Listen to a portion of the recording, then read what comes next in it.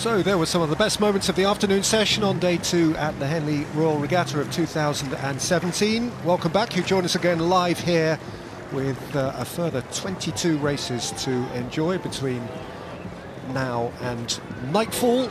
And I'm delighted to say that the first chunk of those races you will enjoy in the company of double Olympic champion Helen Glover. What have you made of it so far, Helen? It's been really exciting so far. I think when the first couple of days of a regatta are like this, you only know what's going to happen at the weekend. You've seen some close racing, some really, really quality rowing as well. It's a unique event, this, of course, the Henley Regatta, and we're seeing images here of the society side of it as much as the athletic side of it. From an athlete's point of view, how do you deal with that balance, and how much is excellence a case of getting over distraction? Hugely, yeah. I mean, you can kind of liken it to the Rio feel, actually. Just that carnival atmosphere, lots of people here to enjoy the atmosphere and soak it up. And on one hand, a lot of the rowers here will have family that have come down, they have friends that have come to watch them row, and it's balancing up how much do you kind of take yourself away from that and keep yourself in the zone, and how much do you actually let yourself relax so you're not stressed as well. So it's getting the right balance so you're not tired out by the start line, but you've also kind of kept your powder dry a bit. And in Rio, where clearly you achieved your goal, and indeed at Henley, how did you personally meet that equation?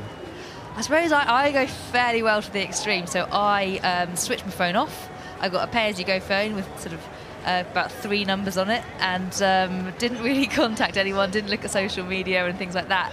But over such a long regatta with so many people around here, I think that's really difficult to do. So it's going to be up to these rowers to decide how they spend their free time, and definitely keeping their energy saved for racing. Well, listen, you won, so can't be terribly wrong that. Very, very difficult, though, especially without wanting to sound patronising, for young people who want to have fun, and there's a lot of fun to be had, and saying no ain't always easy. But we've seen some very good young people rowing extremely well over the course of today and indeed yesterday. A lot of close races. We're going to restart in the Tideway Challenge Cup, and a race for the Quadruple Sculls juniors between Tideway Scullers School A on the Berkshire side and Clonmel from Ireland on the Bucks side. And it's appropriate to kick off this phase of the day with you, of course, Helen, this being your area of particular expertise. Yeah, in terms of Henley, the only time I've raced at Henley has been in a quad. A little bit out of my comfort zone, but yeah, that's the only time I've ever raced here, and loved it. It's really good to see that both crews have gone off straight and well out the start, because I think getting that first minute under their belts will be really important. Clonmel raced yesterday, beat Melbourne Preparatory School B by 2.5 lengths in a time of 6:55. Clonmel from County Tipperary on the northern bank of the River Suir, which flows into the Atlantic. Clonmel Rowing Club on Moores Island there, an idyllic looking spot. But they're not necessarily, this group of 4, in an idyllic position vis-à-vis Tideway Scullers, who have assumed an early advantage here. Although Clonmel did come from a length down yesterday, so they'll have the confidence. But it's not the easiest way to row a race, especially with against a crew like Tideway Scullers with their top crew.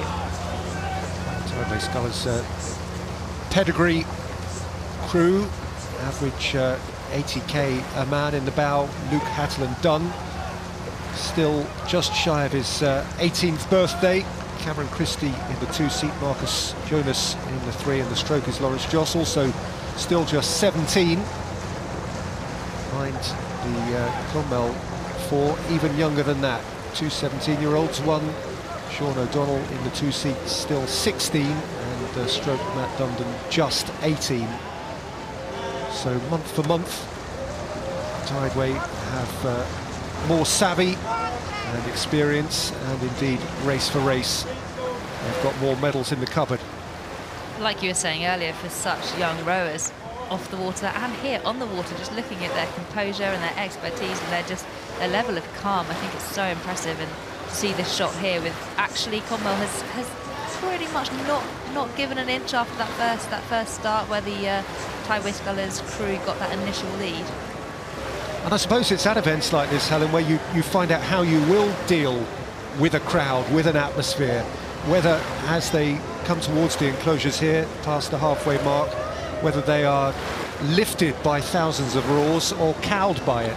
Yeah, absolutely. I think both crews are going to find out a lot about themselves now, because what I really like about this race is that they found a very similar cruising speed. So take the start away, and these crews have rode at the same speed for a couple of minutes now, and there's going to be a decisive moment from one crew, and maybe the crowd will be the factor in who gets that deciding moment. If there's anything that the first day and a half here have underlined, not that people didn't already know this, it's not an original thought, but it is that a race has a very distinct beginning, a middle section, and a very distinct end. And very often over the course of the first day and a half at Henley here, we've witnessed that starkly.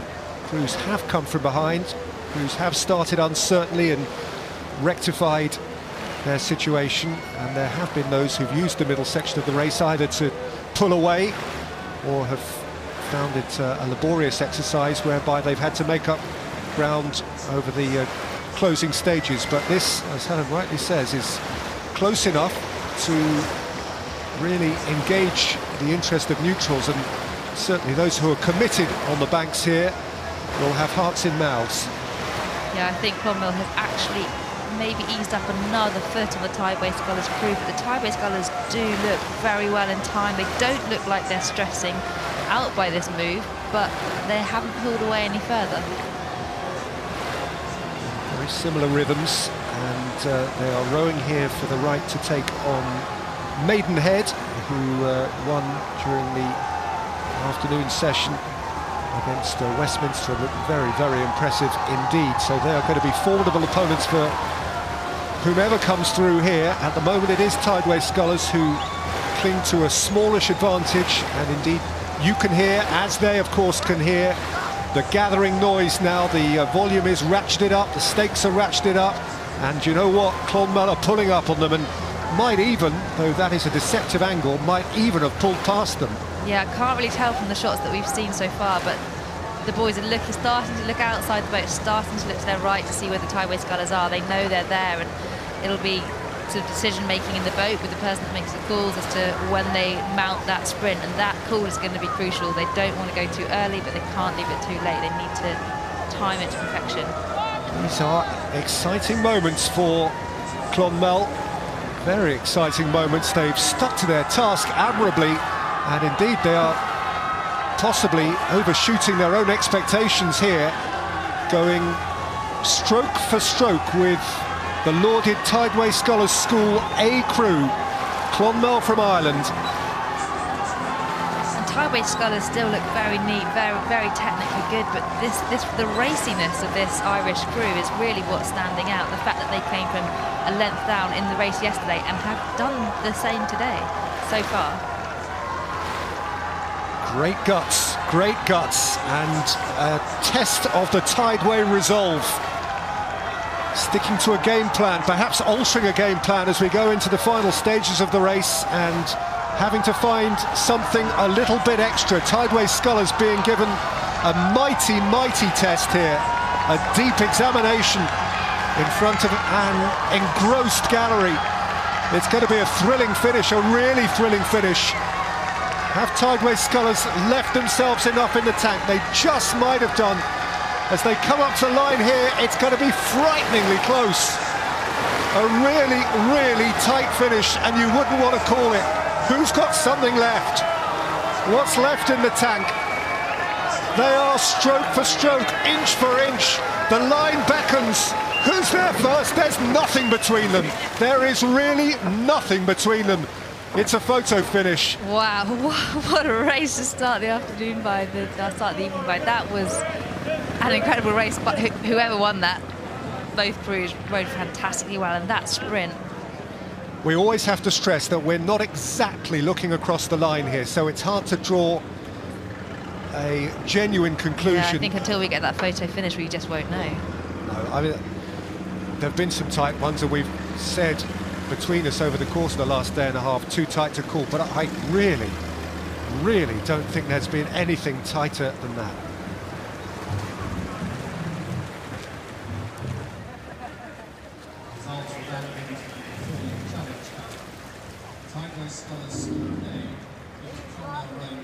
We'll update you shortly. I'm just hearing that it's gone to Tideway Scullers by 4 feet.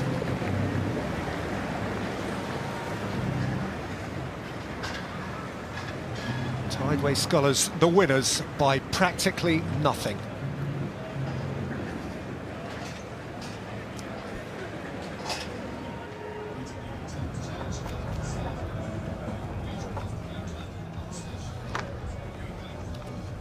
Thames Challenge Cup now for Club 8's, the rowing club, resplendent in orange on the Berkshire Station, and Agecroft Rowing Club on the Buck side from Salford Quays, Manchester, just across from the Old Trafford football ground, rowing from the River Irwell. They beat London Rowing Club A yesterday by 3/4 of a length, and they have started pretty well.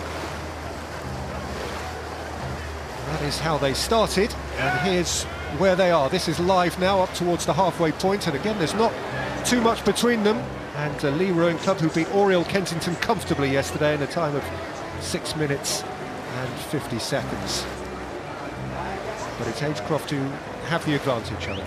Yeah, I think out the start you could just see that Agecroft really drew the boat with them, got a couple of feet that'll give them some confidence, and they're doing the same thing now. They're really taking the boat with them.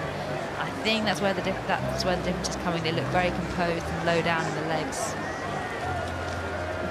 There's a lot of love for the Oranges at the moment. The rowing club from Spring Hill, Clapton, on the River Lee alongside Springfield Park. They're a fast and ever developing club, going through ongoing refurbishment and redevelopment of their facilities. They've just succeeded in securing their tenure on a side of increasing value, having received considerable backing from British Rowing and Sport England and the Mayor of London and the London Marathon Trust and Youth Experience in Sport, the Colgan Foundation. Anyone who is involved in any sport at grassroots level knows how tough it is to work for funding and how grateful one is when that funding arrives, and Lee Rowing Club are doing a terrific job in combination with so many of those governing bodies and funders. But in the immediate term, 8 here has its work cut out against an impressive and pretty smooth-looking Agecroft 8.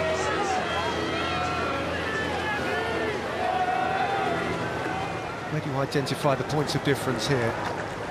I think that the Agecroft crew look very low down, so the leg drive is together, the blade work is very, very together, and Lee, you can just see as they change direction at the catch around the front, they're stopping the boat. You can see the hull just twitch, where with the Agecroft crew the hull doesn't really react when they turn around that front end, and so every time they come forward they're just going to make that little difference. Cox of the Agecroft crew, Lucy Masters, said after yesterday's success, "We're very pleased, the race plan worked. Now we have to stick to the plan when we come up against foreign crews in particular, though that is not pertinent now." In this angle, from when you see from behind, you can see the handles of the Agecroft crew, and they just, when they come out to the front, they stay there for a fraction longer, and the Lee crew, the handle comes straight back into the boat, so they're haven't quite got the same grip. An extra inch or two per stroke is enabling Agecroft really to make their mark on this race now, and they've established a position of such domination that you would anticipate they will see this through. It is, as we've been saying throughout, a really competitive field in the Thames Challenge Cup this year. And you can still see the movement on the water from the wash from the boats that are coming over, so they're dealing really well actually with just that little bit of a ripple in the water ahead of them. Go through to the last 8, assuming no accident now, where they will face the Tideway Scullers. So that will, as you would expect by that stage in the competition, be a pedigree meeting. Lee, though, are a determined bunch who will not leave anything out on the water. giving it their all, and actually perhaps into these closing stages they have made up just a little bit. Yeah, I think they have. I think they've made up a couple of metres there, and that's just testament to their hard work and their determination right there in the last few hundred metres. They've still made a move on the boat ahead of them.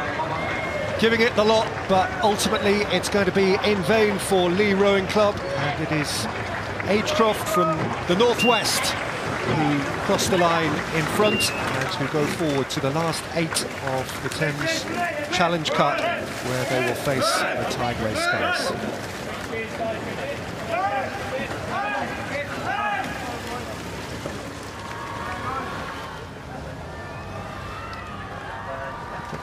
The Princess Elizabeth Challenge Cup for student Cox Fours, college from near Reading in Berkshire, on the Berkshire side, and St Paul's, of course, from the heart of boat race country, who beat Dulwich College after a very dodgy start yesterday on the Bucks side. And on this occasion, St Paul's have made a far sturdier start. They had a little bit of an incident off their station in yesterday's race, but they've clearly spoken about that and rectified it. Smooth from the outset, and they've established an early advantage. Yeah, and I think this St Paul's boat will be absolutely out to stamp their authority in this event, because, you know, in 2015 they did such a good job. They want to repeat that. They want to make that repeatable this year, 2017. Always a bad thing, I suppose, when one is as accomplished as they are, to have something to improve upon. And certainly the first 20 metres of yesterday's race gave their coach Bobby Thatcher something to speak to them about. He said it was, as I say, an eventful first race with someone coming off their seat. Worth doing that in the early races when you know you've got enough to go beyond that problem and turn a crisis into nothing. Yeah, I suppose it's best to do it in training, but but if you have to do it in racing, do it in an early round, which they did, and I'm sure they would have learned from that. There's the St Paul's 8, coxed by Axel de Boissard. That's the back of Cameron McEnroy, 17-and-a-half-year-old on the bow seat. His first Henley Regatta, George Dickinson, Maximilian Deering, Leo von Malese, Calvin Tartzi, Duvet de Graaf, Casper Woods, Alexander Langston Bolt, and as I say, de Boissard with the voice.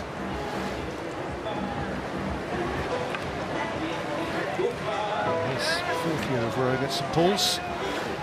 He's been a part of several of their previous successes. Looking like a really strong unit there. As the camera just kind of pans around, you see the boat come past, and everybody in time. Their leg rhythm is very good. You can just see that nobody's overreaching, nobody's going too far around the rigger, and looking quite comfortable. I wonder how much of a choice they have in their strategy from now on in, given that clearly St Paul's are going to win. Do schoolboy rowers think in terms of tomorrow, or do they just continue the process in a single-minded way? I think you'd hope so, and I think looking at the calibre of the rowing this regatta, you watch the way the schoolboys are rowing, and they're rowing with that understanding, and that understanding the sort of process of the whole regatta as well. So you'd imagine the coach would have said very similar to what the attitude we would go out with, which is you always race to the line if you need to race to the line, but if you can save something for tomorrow, then do so. So you'd imagine, just like these guys are doing, that they've come down onto a nice rhythm. They're not pushing it too hard, but they're making sure the standard of the rowing is high, and I think that's what's important, and that's what's so impressive for these young guys.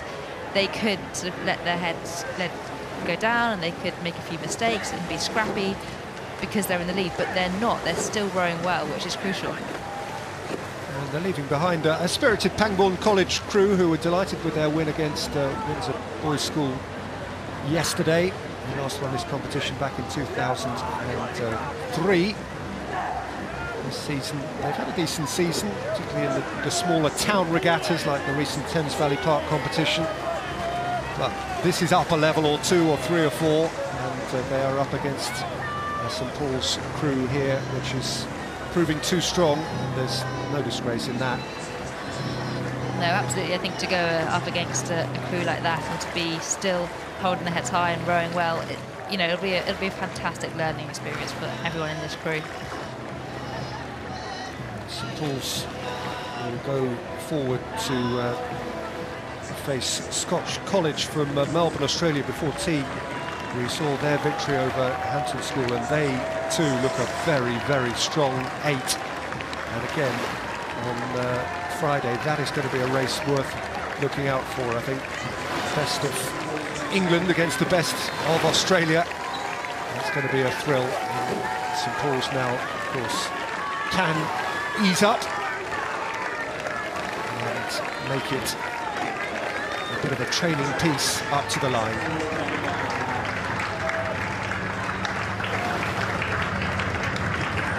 As might have been anticipated, St Paul's are the comfortable winners over Pangbourne College in the Princess Elizabeth Challenge Cup. And they now prepare themselves overnight at the expense of Pangbourne College for what should be a gripping contest against the Australians from Scotch College, Melbourne, tomorrow.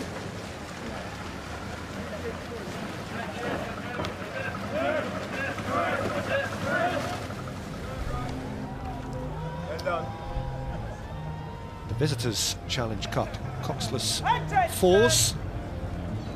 On the backside, Christchurch, Oxford and Trinity College, Oxford.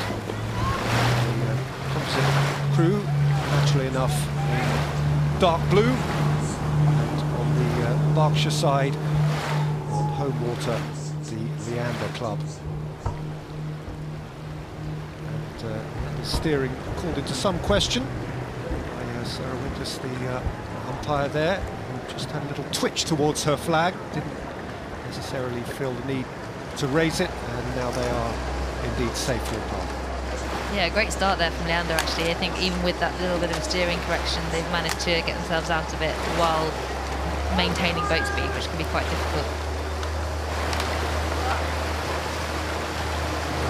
With Barney Snediford in the bow, Finn Stevenson, Sam Twine and George Rossiter. Between 23 and 25 years old, and Leander at Fawley into a comfortable lead here. Leaving behind them this by-college Oxford crew, stroked by Claes-Jorg Mertens. And they're a crew of quality individuals as well, this Oxford crew. The stroke is a German, and he won gold in the lightweight men's 8 in 2015 at the World Championships. So that's real calibre, and it's a really classy crew of individuals who are performing at extremely high levels. That just shows how well the Leander crew is rowing. Rowing very smoothly, of course, making themselves utterly at home, as they would, being at home. Host club, as it were,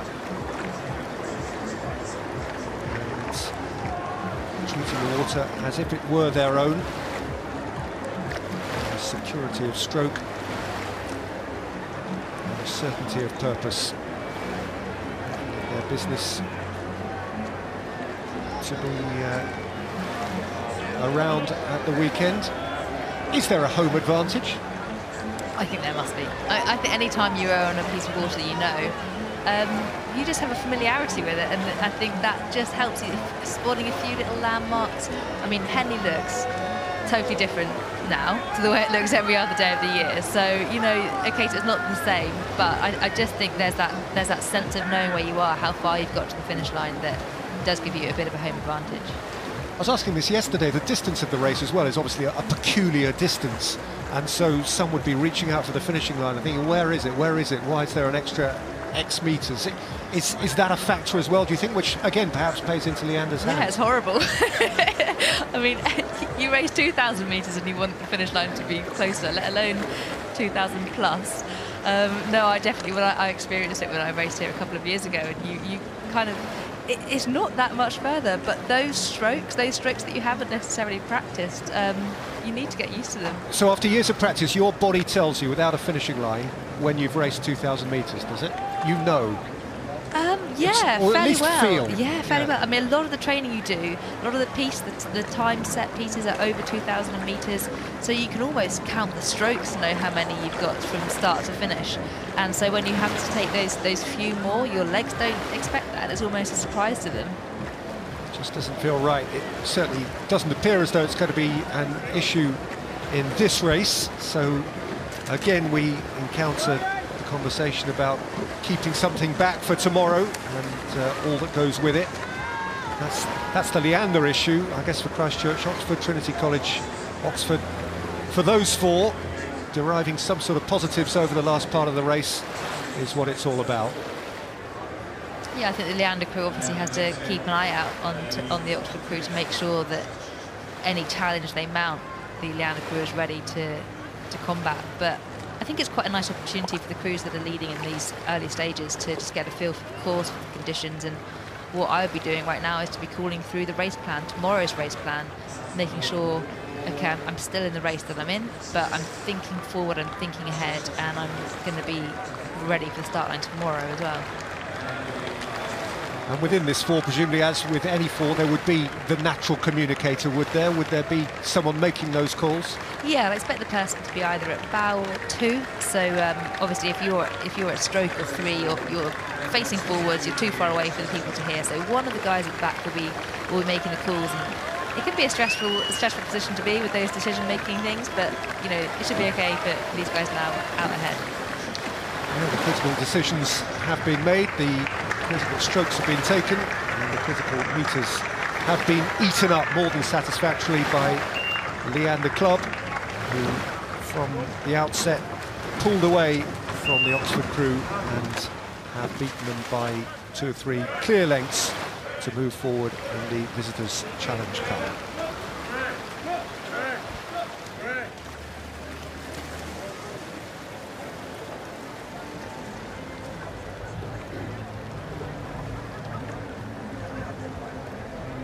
Prince Albert Challenge Cup, and crews from Holland, the Nsr Lager crew, whom we saw yesterday and were most impressed with yesterday on the Berkshire side, and Imperial College on the Bucks side. The Dutch in red.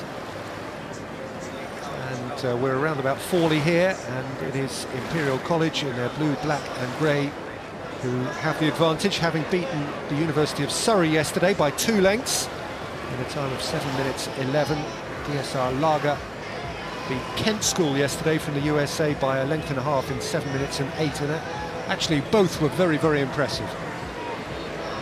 And Ollie Hines from the Imperial College crew, I've got a quote from him with him saying that he was looking forward to racing the British crews because he knew about them, and the crew have raced these Brits before and they knew a lot about the clubs, but they didn't know so much about the foreign crews. So this, how they're going now, should provide a lot of confidence. That unknown factor is now being met, and they're rising to the challenge. So if they keep this lead to the finish line, then that question will be answered, which I'm sure will lead to a big confidence boost. Yeah, this would be quite a sculpt actually for Imperial College if they could see off DSR Lager, who have good recent history here at Henley. They were winners of the Temple Challenge Cup in 2014. This crew won the ZRB Regatta and have been training specifically for Henley. So Imperial knew that this would be a contest and some, and they are dealing with it muscularly and determinedly, and actually they're pulling away.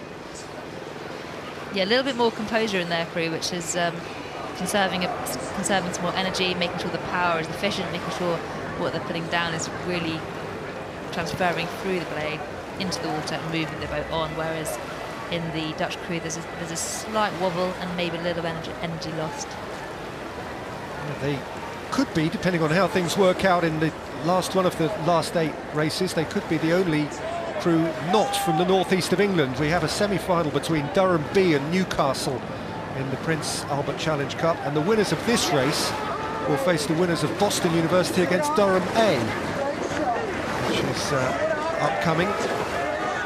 So not quite monopolised, but certainly dominated by students from the northeast. But here, an impressive crew from London, Imperial, are getting their work done against raiders from across the North Sea.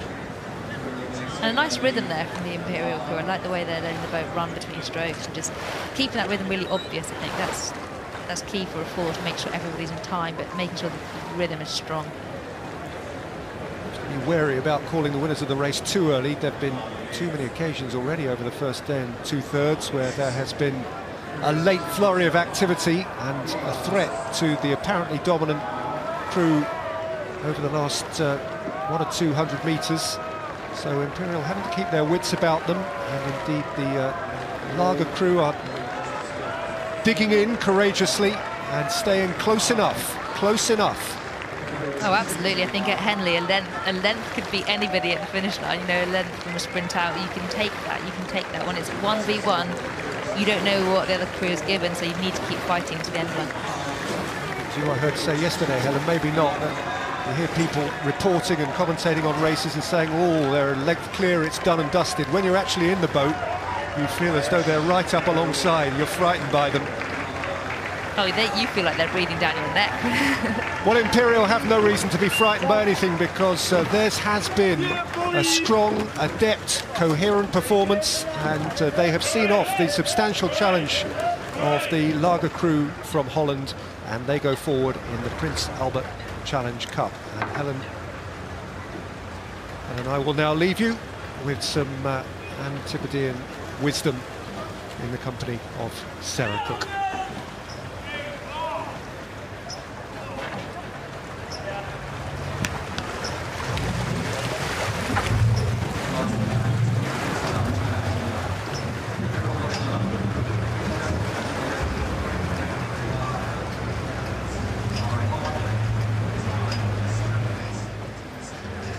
Thank you, Peter, as always, for your great commentary.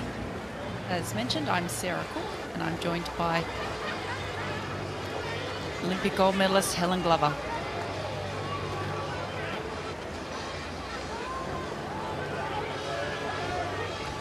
As we move down to the start now of the Princess Elizabeth Challenge Cup. You see the beautiful umpires launch there at the start. Both eights in their stations.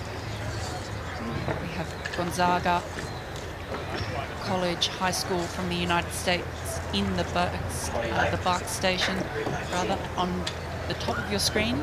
And closest to us, just here in the navy and red rowing suits, is Winchester College in the Buck station. We've seen some great racing today, Helen, some very, very tight finishes. We've been saying the last 2 days, we can't believe the standard of the racing and how close these races are for day 1 and 2 at Henley. It has been fantastic, and to see crews coming from a length down to being, you know, a photo finish, and the standard is so high, you just see crews digging in the whole way. Get ready, please. Here at the start of the Princess Elizabeth Challenge Cup, with Gonzaga College High School from the United States on the left-hand side. And in the Buck station on the right-hand side is Winchester College.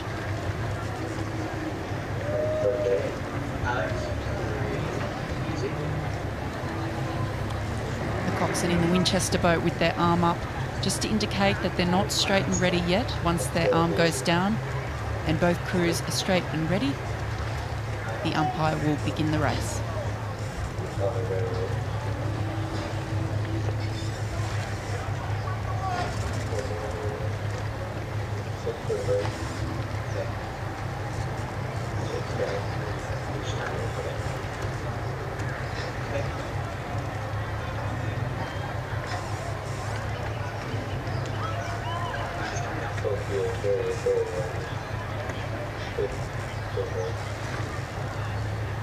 Attention! Go! We're away with Winchester College. Very quick start there out of the blocks, Helen. Yeah, that's a long time to be held forward for at the start. I think that would have done nothing for the rowers' nerves, just waiting and sitting there in the silence. There's often the worst bit for the rowers. Absolutely, the nerves of waiting for that start, and then it's a flurry of noise, particularly in the eights. all of a sudden it goes from that deafening silence to the craze of oars and the coxswain screaming and water going everywhere. And Winchester being warned there for their steering. You could see the umpire with his flag pointing them back over to the buck station, and they're about half a length clear on Gonzaga. Very, very quick start, straight out the blocks there, really blasted out, took the boat with them, and they've made a big difference. For an 8, that's a huge difference to make so early on, and hopefully they'll find that rhythm, but I'm sure that Gonzaga are going to sweeten up that rhythm, and after that start just find their feet a bit. And it's really interesting in these match style races where it's sometimes hard not to be taken out of your plan, out of your rhythm. You know, you've really got to make sure that you're locking into what the coxswain is saying, sticking to the plan. I think these guys here, Winchester closest to us on screen, they'll be wanting to get into a controlling position, but having to make sure that they're not expending too much energy unnecessarily in order to fight for that lead in the early stage. They will, and they were so pleased to make it past day 1. It's the first time that the crew has made it onto this day, so they'll be riding on such a high and wanting to capitalise on that today. But the American crew now starting to find their feet a little bit and hoping to stay in contact, I think, for this part of the race. Yes, it looked like Winchester really working hard for that lead early on. Will it prove costly down the other end? It looks like Gonzaga's not letting them get away now. A little bit of overlap. Yeah, they're not. I thought at some point they were going to break for clear water, but the American crew has done very, very well. And we can hear the umpire calling for Winchester to move back to their station. Of course, the rules state that you must row the shortest course from start to finish, and that means staying over on your station and not washing down the other crew. Yeah, and in that boat that's being warned, the cox will have to steer, so that does kind of affect the balance of the boat and the speed of the boat. But also as a rower, you don't want to be in that boat. You don't want anything impinging on your thinking process and on your rowing.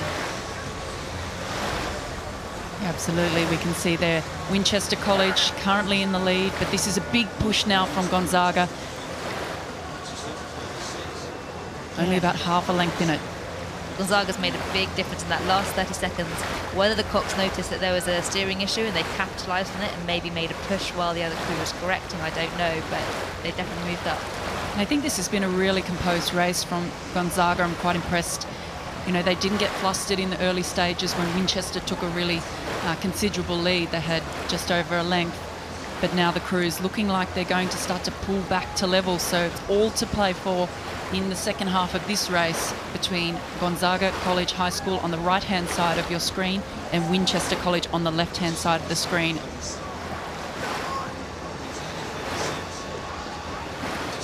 And hello to everyone in the US who is watching the broadcast today, and particularly those supporting Gonzaga College High School. And Gonzaga actually have a pip to play with. They're a pip lower than Winchester, so potentially as we're coming into the final sort of section of the race, they might have a little bit more of a sprint to play with. Yeah, Winchester sitting up on about 37 strokes per minute. But Gonzaga looking quite comfortable as they're starting to draw back to level now. I think they've actually looked better throughout this whole race. I don't know if they had a slightly more frantic start because they were held for a long time, but they did lose ground off the start, but they have looked more and more of a quality crew throughout the race. And Brendan McCabe was sitting in the 3 seat of the Gonzaga crew. He said that they were confident going into this race today. So they're feeling quick, but they had a few things to improve on from yesterday's race, and that they were looking forward to this round.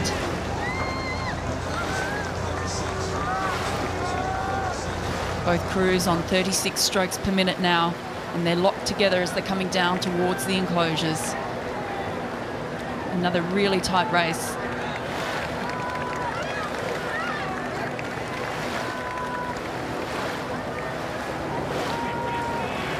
And the Winchester crew have a combination of people who are trialling for GB and who've done really well at National Schools Regatta, so the talent is there, and they obviously displayed that with that start. They're just trying to push on now to keep in touch. And this has been a big move now. We can see that Gonzaga are now moving to almost a length clear, so after being a length down in the first few hundred metres, Now as they're coming up to the last few hundred metres, they're moving out to almost a length. They've been really patient. I think they've done a really good job at just sticking to the plan, listening to the coxswain, biding their time. It's a long race, 2,112 metres. Very well-paced race for them, and that composure has just paid dividends down the course. We have more than 60 crews from the United States this year, one of the biggest contingents, which is fantastic to see.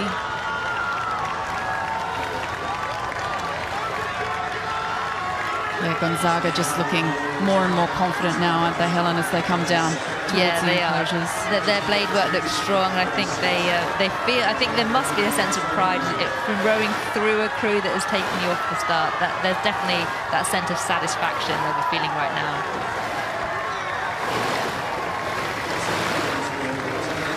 They're passing the progress board and coming down to the finish line in this race of the Princess Elizabeth Challenge Cup.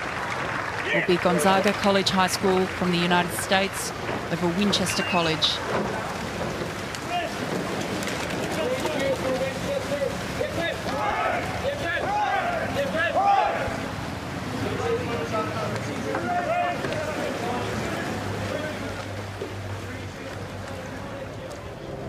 And now we move to the start for the Visitors Challenge Cup. On the left-hand side, California Rowing Club from the United States in the Bucks Station, and on the Bucks Station on the right-hand side, Leander Club and Thames Rowing Club. And now we're moving straight up to Fawley. And again, another pretty close race that we have here, Helen. We've been commenting over the last 2 days about how close these races have been, and what an achievement for many crews it is just to get a start, considering the quality of the crews that we have racing here at Henley this year. Yeah, and I think what's great is those crews who have been so pleased to get a start in the regatta are now having good races and not being dropped off the start and just having to come in. Every single race is a good one. That's right, and it does look like the crew on the right-hand side of the screen, California Rowing Club from the United States, is in the lead at the moment over Leander Club and Thames Rowing Club. You can see the signature pink blades there of the Leander Club crew. And they're virtually stroke for stroke in terms of the stroke rate, so the difference is going to be a little bit in the power and definitely in the technique and how much the lead in the boat will run between the strokes.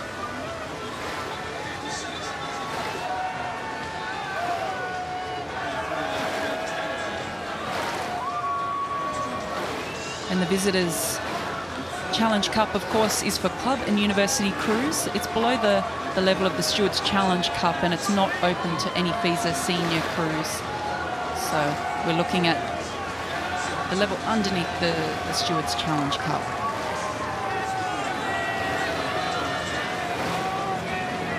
It's so difficult on this course, particularly rowing in a coxless boat. A lot to contend with. We've seen a few crews struggle with the booms on either side. But both of these crews appear to be steering a fairly comfortable straight course, which is great to see, and certainly California Rowing Club looking very commanding in this round.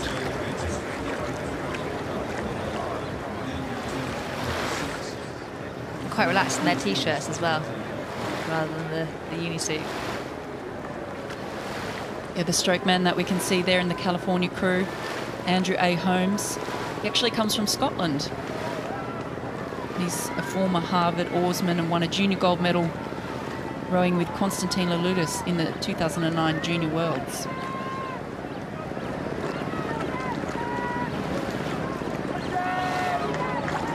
This crew from California in the bow seat, you can see Connor Harity, two-seat John Majura, three-seat Channing Walker, and the stroke seat, as I mentioned, Andy Holmes. Average crew weight of 90 kilos, so a little heavier than the crew from Leander Club and Thames Rowing Club at 84 kilos. But it's a nice relaxed sort of style that they've got there, the tempo up a little bit. Yeah, I like it. It looks like they're not trying too hard yet. They're getting the boat speed, nice and relaxed, putting in the work where they need to. it's one of those situations where you don't want to take your foot off the pedal. You don't want to stop focusing, because that's when things can go wrong. Certainly in a race like this, it only takes one mistake for the fortunes to change. But at the same time, you don't want to bring the rate down and make things too heavy and too difficult. I think keeping the rate up a little bit, spinning along. Yeah, I think so. So you can see that the Leander and Thames Club are still, the crew is still absolutely, rowing well, rowing with intent. And if you're sat ahead of that, looking at that, you need to keep the standard high and you can't stop racing. As they come past the stewards' enclosure now, it is California Rowing Club, who should progress through to tomorrow's round. As they come to the finish line now. About a length and a half. It is California Rowing Club from the United States over Leander Club and Thames Rowing Club in this round of the Visitors Challenge Cup.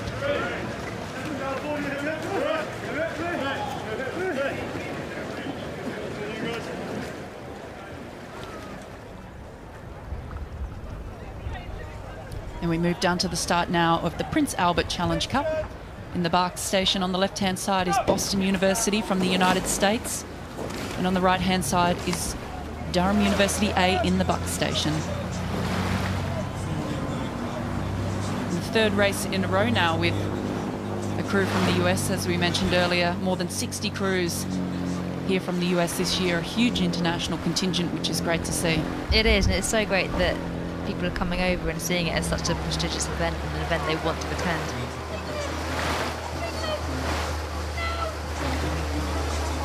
And the big difference between the race that we just saw and this one, of course, is that this is a coxed four. So you can see the coxswain quite clearly there in the Durham University A crew.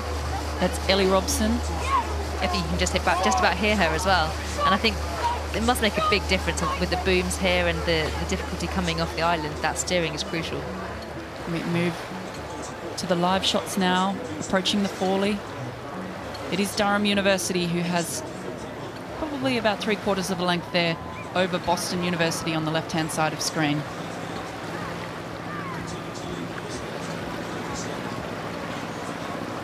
So Durham University rating 38 strokes per minute, Boston University on 37 strokes a minute. It's a slightly different style that we tend to see in the coxed four.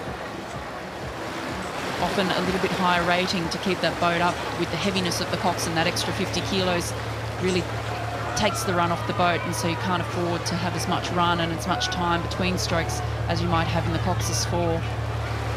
Yeah, I think that's a really good point. Just when you just look at this compared to the fours that we've seen, the boat seems to sit a little heavier in the water and doesn't move as freely through the water. Sometimes coming through wash, that could be a good thing, that little bit more stability. But you do see that rate being kept high and ticking over, really. Yeah, that's right. These boats are a little longer, a little heavier, definitely more stable. And certainly the advantages that we spoke about before of not having to worry about the steering. You see Durham's just moved out again. They're trying to break that clear water. They're trying to get that stern just away from the bows of the other crew.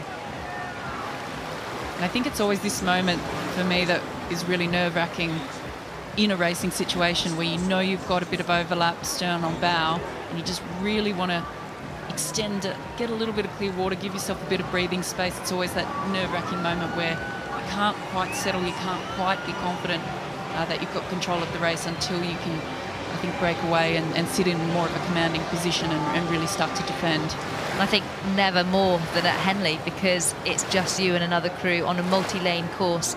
You can break contact with one crew but have another crew coming from a different lane. But here, once you break that contact, it's huge. And to be able to keep that contact with another crew, you know the landmarks, you know where the finish line is, and you know you can sprint from a length down. Any crew can sprint from a length down, so you're never resting on your laurels.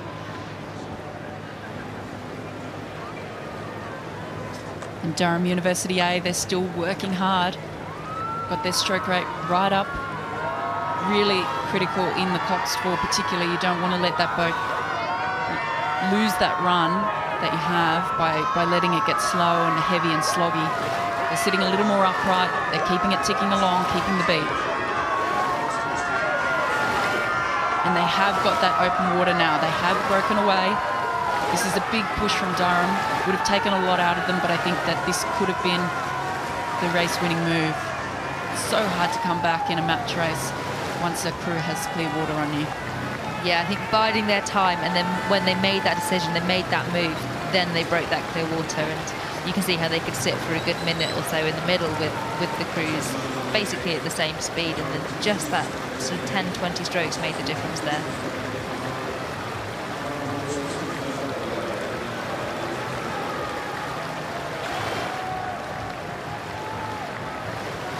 We can see there on screen Boston University.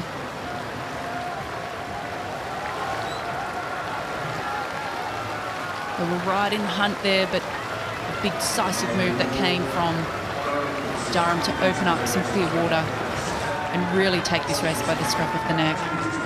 There's a lot of trust in the coxes as well for the rowers to listen and to believe and to go when they're still hurting is really important.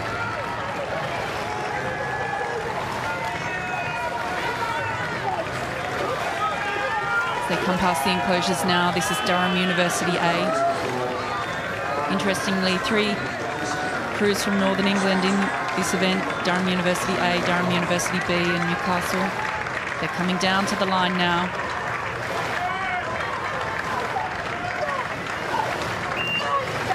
Durham University A takes the win over Boston University from the United States in this round of the Prince Albert Challenge Cup.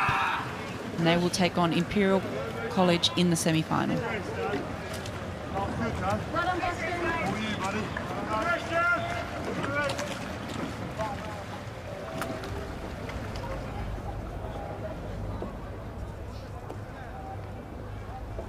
And as we move down to the start now of the Diamond Jubilee Challenge Cup, in the Bark Station, Isle of Ely Rowing Club, and in the Bark Station on the right-hand side, the Lady Eleanor Hollis School A.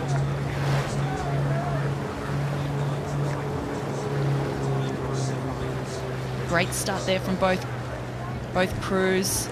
The Lady Eleanor Hollis School just moving towards the centre of the course as they come past the island, but a good correction there. They haven't suffered too much.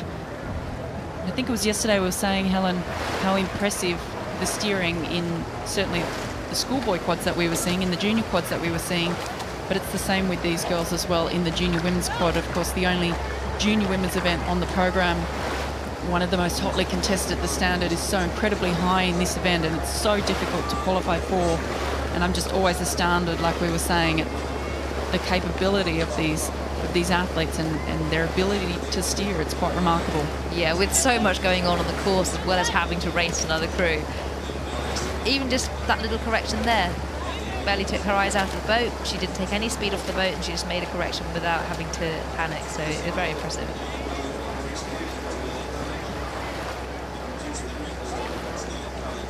Isle of Ely's rowing here is very, very impressive. I like the fact that it's low down. You can see the shoulders are relaxed and the blades dropping in nicely.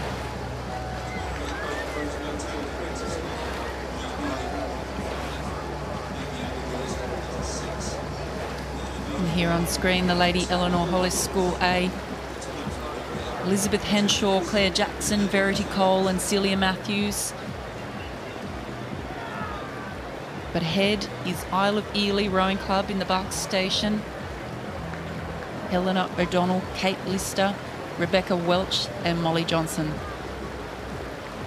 A really commanding race. This is a very strong performance.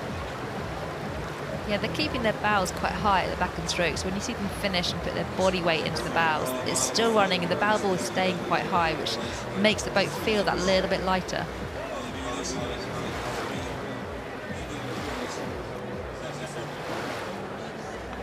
We know that Isle of Ely had a brilliant Henley Women's Regatta. They defeated Henley in the semi-finals of the junior quads before ultimately losing out to Gloucester.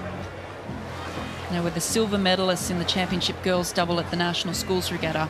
Certainly a crew on the rise. Yeah, so they're coming into this regatta with some strong performances, and you can see that they've got good timing and good racing in their legs. They look really relaxed, don't they? Look at those shoulders. There's no hitching through the stroke.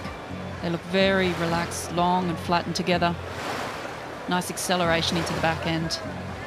Yeah, I think that's one of the standout things from this crew actually, is that it's hard to tell from this angle, but they're keeping their bodies over very well when the legs are going down, which is giving them the bodies to open at the back end. So they're all doing that in time as well.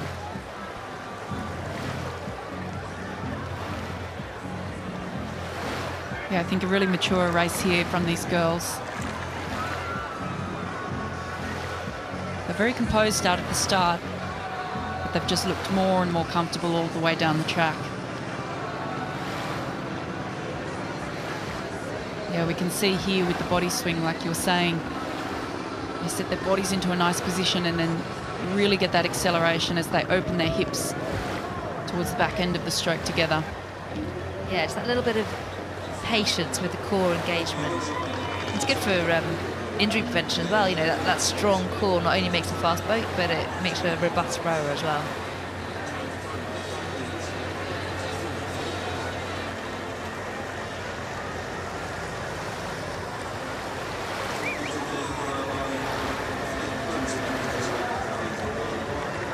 Isle of Ely sitting on 31 strokes per minute, with about a 4-length lead over the Lady Nsr Oslo School A crew.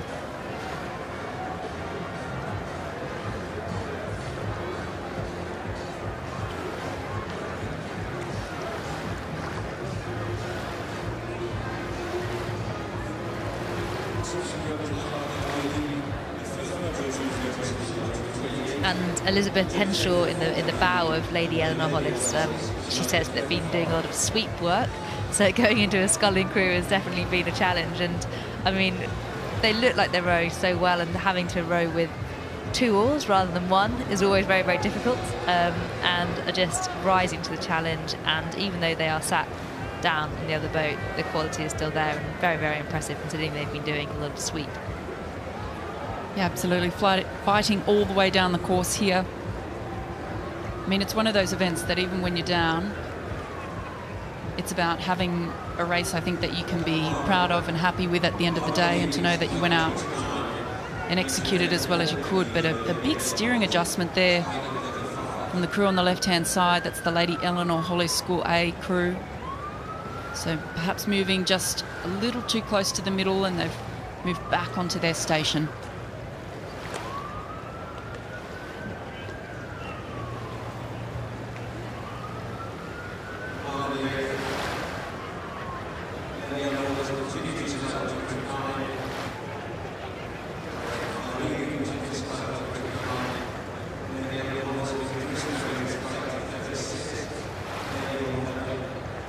Isle of Ely Rowing Club down on 29 strokes a minute, looking really comfortable and confident.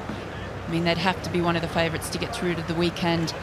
The Lady Nsr Oslo School A up on 36 strokes a minute. They're going to fight all the way to the end. Yeah, still looking very racy, and as predominantly sweep oarswomen, this will be a great experience for them, and a learning experience for them as well.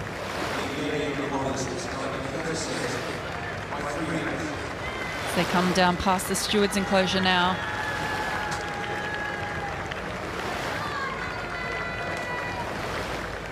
Really comfortable rowing there from the Isle of Ely Rowing Club.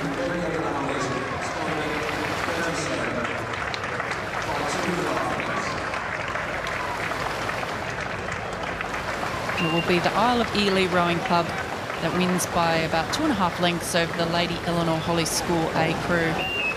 Fought all the way down the track, but not quite able to get there in this round of the Diamond Jubilee Challenge Cup.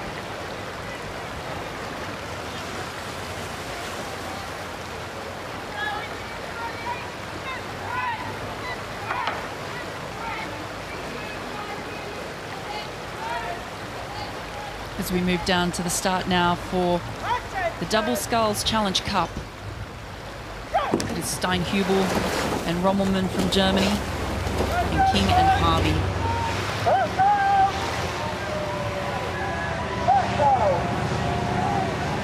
Big start there from the crew on the left-hand side of the screen in the Bark station. That's Steinhubel and Rommelmann from Germany. Jonathan Rommelmann in the stroke seat. He's only 22 years of age.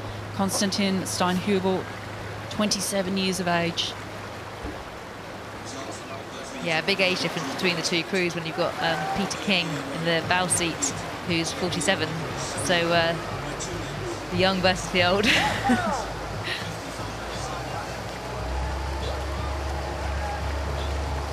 And that's a fantastic thing about this event. You know, we've got here on screen Peter King and Daniel Harvey. At 47, Peter King, and 30 years of age, Daniel Harvey, up against Jonathan Rommelmann, who raced at World Cup 2 as the German lightweight men's single sculler. He came 13th there.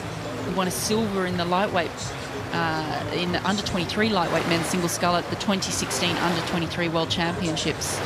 And Konstantin Steinhubel started rowing internationally for Germany in 2010, competing at both an under-23 and senior level. I mean, where else would you see this kind of a matchup happening? It's just fantastic. It is brilliant. And Peter King actually last rowed at the regatta in 2001.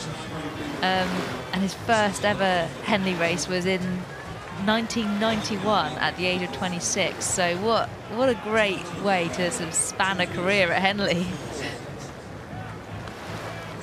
And it looks there on his hat in the bow seat that Peter King perhaps has a little rear vision mirror or something. So I was wondering what that was. So is that presumably to see the booms behind him? I think so. So stops him from having to look around. I think, you know, particularly in the double, yeah, we can see, got a great shot there. You can see the mirror, you can see his eye. That's the eye of Peter King in the bow seat of the double. Yeah, and you can imagine the double much like the pair. If you're looking around, it really does tip the boat off. So it's like having a wing mirror. Exactly. Just like on the car. We're coming down to the line now past the enclosures. It will be Konstantin Steinhubel in the bow seat and Jonathan Rommelmann from Germany. Certainly the way that we expected to see this race go. Two international rowers there. Very strong performance over Peter King and Daniel Harvey, who are coming past the enclosures and down to the line now.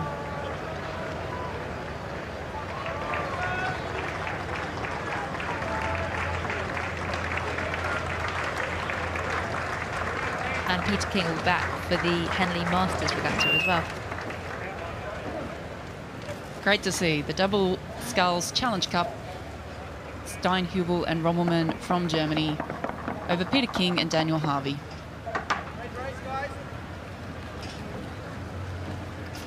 And I'd like to thank Helen Glover for joining me in this afternoon's commentary box. It's been great having her in here, and I will be joined now by Sean Colgan for the remainder of the races this afternoon.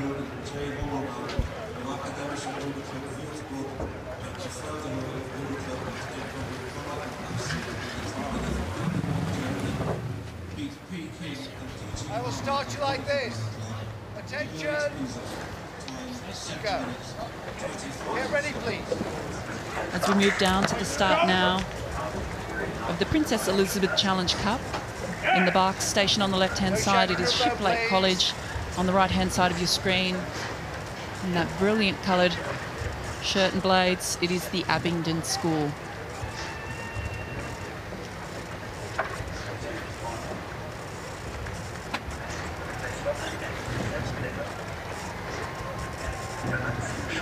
And I'd like to welcome Sean Colgan to the mic. Great to be here, Sarah. It's been a great couple of days of racing, hasn't it? Some of the closest races that I've seen on the first 2 days of Henley. Absolutely. Attention! Go! We have a start here in the Princess Elizabeth Challenge Cup. Shiplake College against Abingdon School.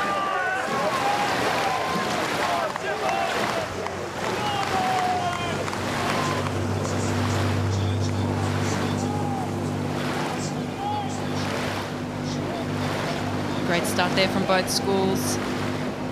Looks perhaps like Abingdon School on the right-hand side might have just a bit of a lead here in the early stages. Really good job by the coxswain. There we've seen quite a few crews as they've come past Temple Island get pushed out into the middle, but just some small corrections there to ensure that they stayed in their station. Well handled by the coxswain there, Freddie Birmingham from the Abingdon School.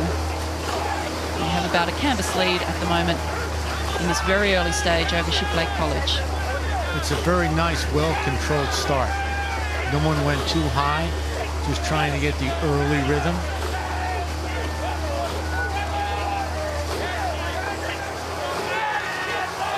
So Abingdon, which is the school closest to us on screen, getting a warning. They've drifted out just a little too far into the middle. Of course, it's really important to stay on your station here and not wash down the other crew, or worse even, have a collision. Worse even, have a collision. And especially to have a steering issue in the first minute of the race is not helpful. But they both raced each other several times this year, with Shiplake coming out ahead most times. Shiplake winning the school's head, coming in third at the school's national. But of course, Abingdon, as you know, have the history. They've been three-time winners between 2011 and 2013. But Shiplake now moving to about a length's lead clear over the Abingdon school. The coach of Shiplake College, Hugh McWorth, said he knew that that last round was going to be a difficult race for them, but they certainly expected that they were going to be able to get through to Thursday. Well, it looks that way now. They have a comfortable lead, if any lead is comfortable at Henley with the booms, although having a coxswain certainly helps. Absolutely takes a few variables out of it. But I think they're looking really strong here, Shiplake. It looks like a nice controlled race from them. They held their cool in the early stages of that race. I'm always amazed with these junior crews, the composure and the maturity that so many of the crews race with when they're at this event. No, I agree. The composure of most of these racers is very good. Even in the last race with the girls' quads was unbelievable. Now, Abingdon will be trying something. This is the last race with her coach, Allie Brown, who moves on now to Leander. So they were trying to do something special for him. They've been very successful under his tutelage for several years now. But as we've spoken about, the standard of all of these crews, it's really a great effort to get a start here at Henley, but then also to make it through to the second round, which they have here on the Thursday. Shiplake is rowing very well in control with a nice reach and almost no whitewater, no splashing. They put the blade in very cleanly and nicely. And it is just a really simple rhythm that they have. Particularly around the back end there, I really like what they're doing, nice and together, but it looks very efficient. Not a whole lot of extra movement going on. No, and you can see in the Abingdon boat, they're being affected by the rougher water with their balance.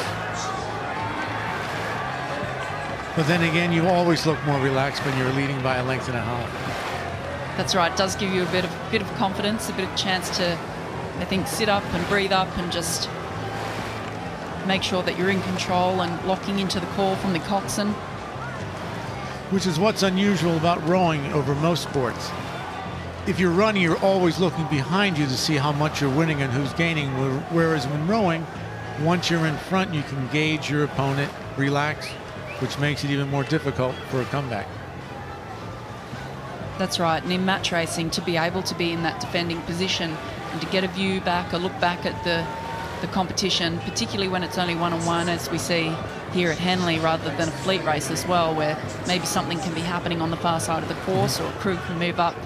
Here you're just fixated on one crew, so it is easier in that respect to play the game a little bit.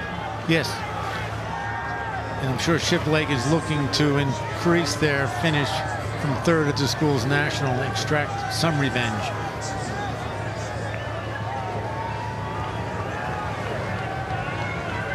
But past the mile mark, it looks like a 2-length lead for Shiplake. They won't be thinking about tomorrow's race, but they'll be beginning to think about tomorrow's race. Shiplake will be meeting Gonzaga in tomorrow's race, and I would think that if I was in that crew and if this situation was unfolding, the coxswain would be starting to talk to them about what they're going to do tomorrow. So even though it looks like they're handling things quite comfortably at the moment, you still want to be mind on the job.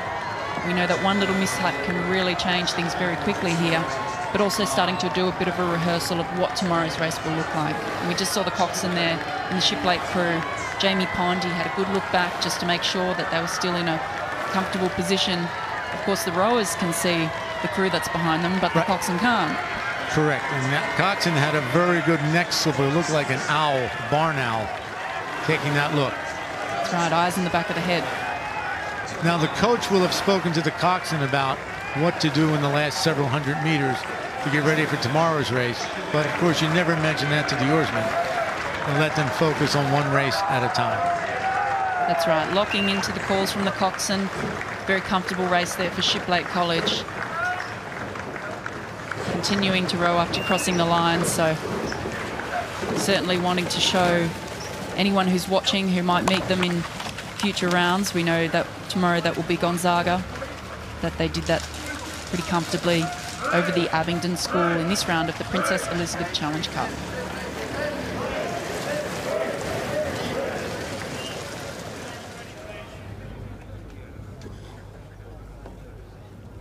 As we move down to the start now of the Forley Challenge Cup, in the Bucks station on the left-hand side, it is Clare's Court School A.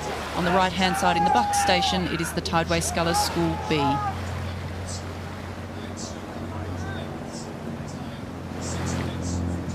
We've seen a lot of junior events this afternoon. And as I was saying earlier to Helen, Sean, I'm always amazed at the composure of the young athletes. But we're seeing a little problem here with the steering. The Tideway Scullers School B crew, the umpire, of course, flagging them across. Really struggling with that bit of stream there as they come past Temple Island. Yes, that was a serious turn. And unfortunately, once you make one turn, you tend to overcorrect. And it's the part of the race where you really can't afford to knock off any speed. You get so much speed out of the start. There's a lot of energy expenditure through that section of the race, and you really want to get everything that you can out of it. Steering and correcting that much wipes off all of that free speed, I think, that you really get in the first minute of the race. Plus, it gets the oarsmen thinking that things can go wrong, which you don't want them to think about that. But Clare's Court was the winner last year. They have one returning oarsman, so they have a lot of experience at that school. Tom Jost, the coach, I'm sure has them very well prepared, knowing the mettle of the other crews that they'll be racing against. Yeah, Clare's Court, they were 4th place at the National Schools Regatta in the championship quads. And they certainly have the measure here of the Tideway Scullers School B crew. Now for the Tideway Scullers, this is mostly their first Henley race. So it's a little bit of a different race than the Thames. Not quite as wide.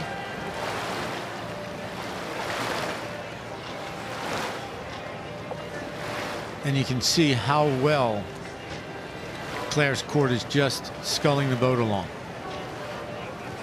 Yeah, they're looking really impressive here. Nice and flat and together, controlled.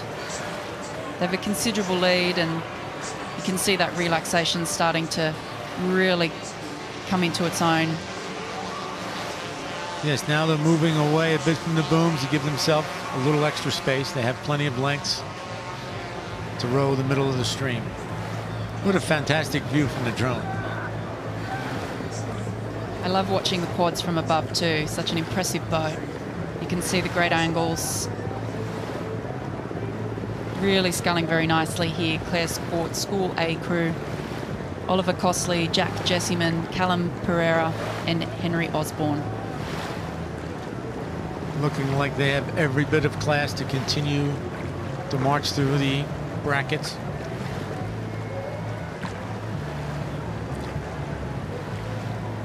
And I mean, to be leading in this event in this fashion, I think is really impressive, because it is such a tough event to qualify for. We see so much strength in the junior men's and women's quads particularly. They're two of the most difficult events, I think, to qualify for and to compete in here at Henley. Yes, I'm continually amazed at the sculling quality coming out of England. And the water is not flat. There's a fair bit of bump, and the scullers are handling it quite well. It's always a little deceptive when looking at it on camera. Tend to not get a feel for how tricky these conditions are. I mean, the way that this piece of water moves, it's so unique. And it's actually one of the things that the rowers love about coming here is that it is a moving piece of water. Generally in fleet racing, and when we're competing, we're generally on a flat lake or body of water without too much movement in it. Now, Tideway's having a little more trouble steering. Yeah, they've really struggled at a couple of points here with their steering. Of course, these boats being without coxswains means that there is one of the rowers in the crew who has a steering foot attached to a rudder. Generally, it'll be the person in the stroke seat, but not all the time. I always find it's easier to steer from the bow, because the bow can actually see where the boat's going. Yeah, I agree. But Clare Court continues. Now they're sculling quite low and just moving the boat along, keeping their rhythm, but preserving some of their strength and endurance for tomorrow. You really don't want to do more than you have to in these early rounds. I mean, these athletes can certainly handle at least one race a day, but it's more the process of getting ready for a race. I think that's the really exhausting part. It's coming down, having a pre-row, going through the warm-up procedure. All of that is a really draining exercise to go through, and so by the time you're getting to your third, fourth or fifth race, hopefully, it's actually, you're pretty exhausted by the end of it. So when you have these opportunities to have more of a relaxed race, I think you want to take them, get to Saturday and Sunday in as good a shape as possible. Absolutely. Now Clare's Court can relax until tomorrow. That's right. Clare's Court, School A, winning quite comfortably this round of the Forley Challenge Cup, the junior men's quad over the Tideway Scullers B.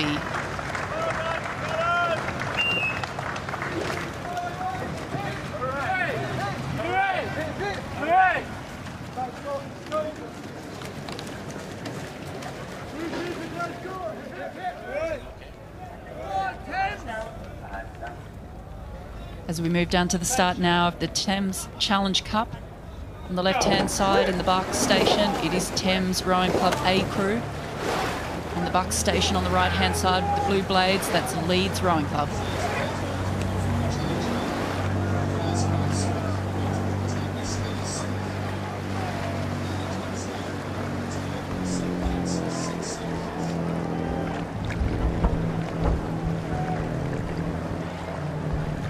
Good start there from both crews.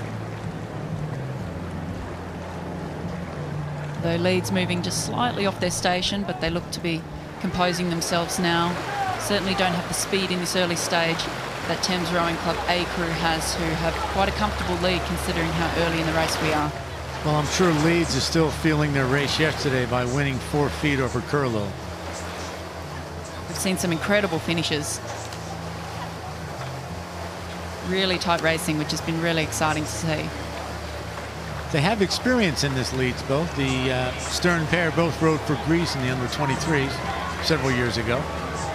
But they obviously just do not have the muscle power that Thames Rowing Club has.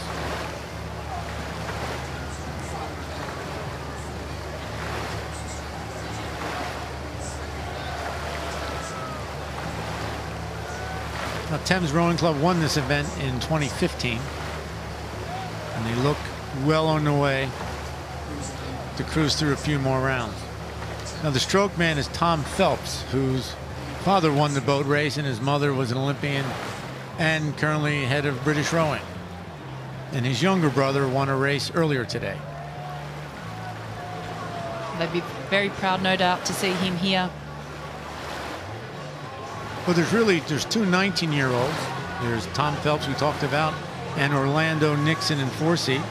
The rest are in their mid-20s, mostly working in the city, from chemical engineers to accountants. And it's quite an incredible thing about some of these crews, particularly from a club like Thames Rowing Club to train at the level that they need to be competitive and have a performance like this at Henley, but then to have full-time jobs and you know, be training maybe 10 or 12 times a week. It's quite impressive. I mean, it's very impressive. When I rode, it was 20-minute commute to the boathouse. In London, it's 20 minutes to get to the tube, to get to the boathouse. Rowing very, very well. Sanders Smulders is their coach, with Ben Lewis being the high performance director for Thames.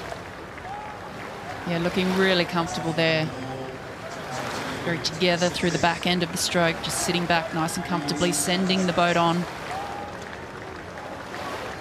But it is a little rolly out there. As we mentioned, it's a little deceptive on camera looking at the water, but it is a really tough course to row on. They're looking nice and comfortable here, coming past the enclosures. Leads up on 36 strokes a minute. They're really racing this out all the way to the end. They're struggling a little bit with the balance. Such a tough race here for them. They won't be progressing through to the Friday. It will be the Thames Rowing Club A in the Thames Challenge Cup over Leeds Rowing Club.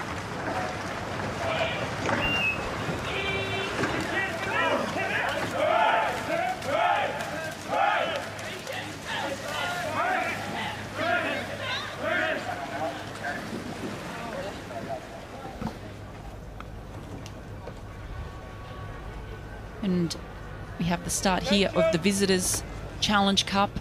Newcastle University on the left-hand side and Tourist Boat Club on the right-hand side.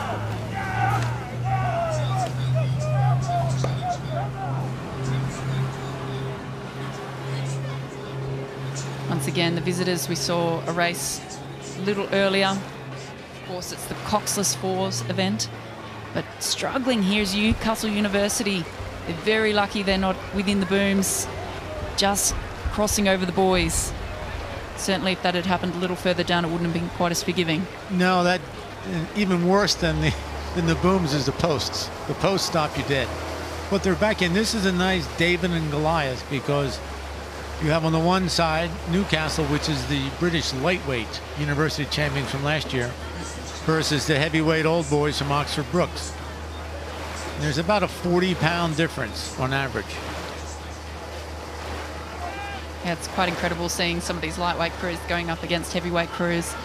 Another great aspect of this regatta is some of the matchups that we see.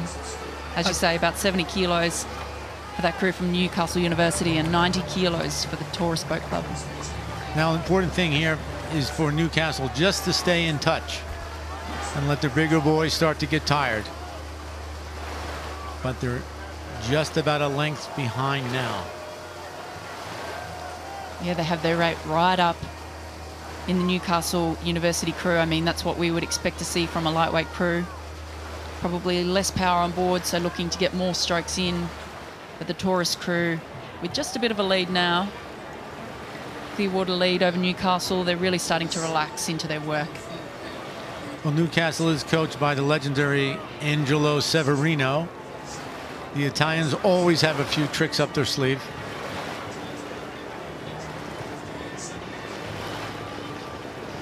With an Tarsus boat, you have the Stern pair, won the Temple event in 2014, so they know the race, they know the rules, they know the length and the progression system. But big fight here coming from Newcastle University on the right-hand side. They're lightweights, as we mentioned. They won the 4 title at the British University Championships this year, thus winning it for their 2nd year in a row, but really struggling to match it with Tourist Boat Club on the left-hand side. They really need to start making their move soon. It's a big ask with a gap like that, though, isn't it? 40 pounds is a lot to give away. 20 pounds, you can make up a difference, but in a day like today, it will be difficult, especially with a crew as experienced as the old boys from Oxford Brookes. They've won here before. They're not inexperienced. They're not worried about the booms. They're not thinking about something else. That's right. They look really comfortable. We can see this great shot from overhead. down into the boat.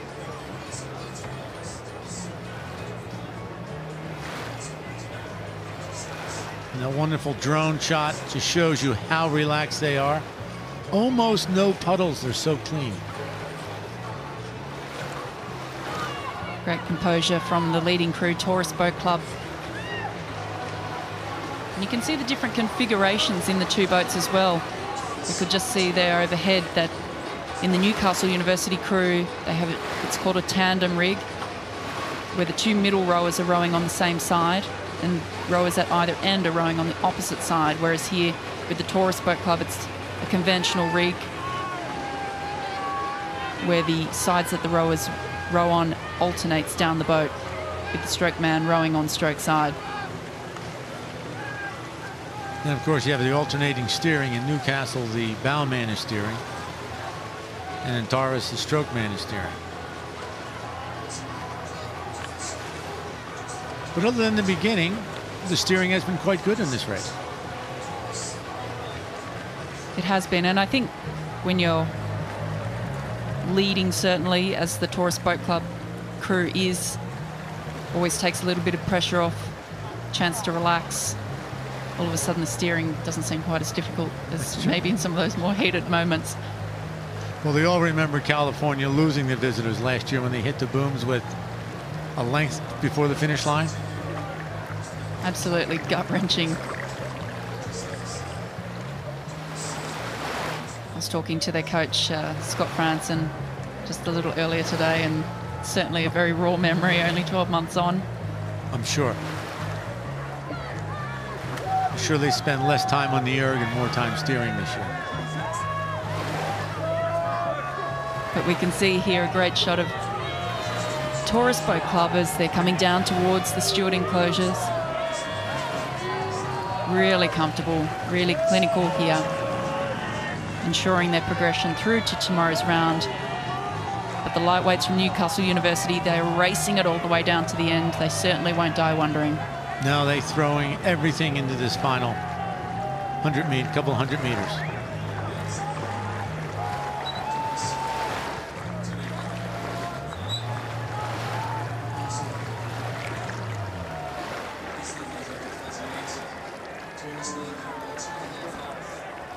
Newcastle University stepping up again to 38 strokes a minute. Trying to put every last thing they have into this race.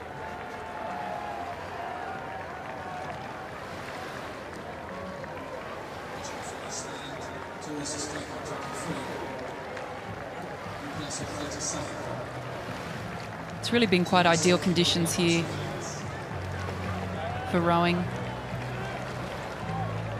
Yes, early in the week it looked like there was going to be 4 days of rain, and it's managed to stay away. Yeah, it's definitely one of the trickiest things, I think, as a rower, is to race in the rain and having wet handles particularly. That's when disaster can strike, when you get water between your hand and the handle. It gets quite slippery. Super comfortable here. It's Tourist Boat Club winning the Visitors Challenge Cup over Newcastle University through to tomorrow's round.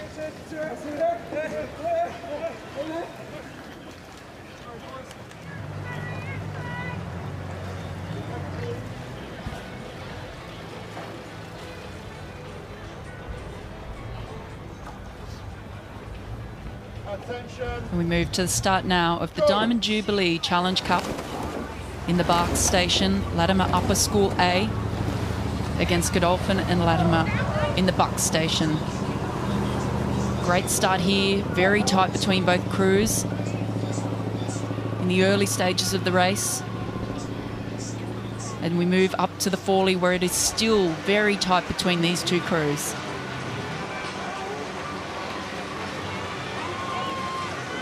And this is what we were speaking about earlier, Sean, when we saw the other round of this Diamond Jubilee Challenge Cup, about the quality of the crews and how difficult it is to qualify for the main draw here at Henley in this junior women's quad event. Yes, even more impressive is the Golopin crew was rowing a Cox 4 all season long. They've only been in the quad for a week, and they're neck and neck. It's incredible because it is a very different skill set. Not so much even skill sets, just your hands will take a beating trying to hold on to sculling blades after sweeping all year. And they're neck and neck with the winners of 2013.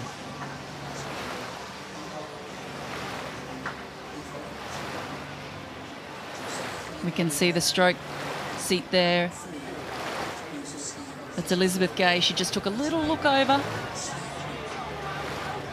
Getting the measure of Latimer Upper School A, who it looks like has just fallen behind. And Golopin just lost in the finals 2 weeks ago at Henley Women's Regatta. So they're experienced, they know the course.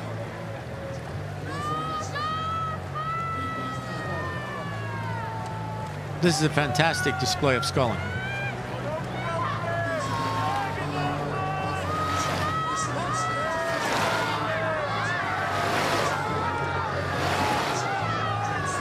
Such a strong program at Latimer Upper School A.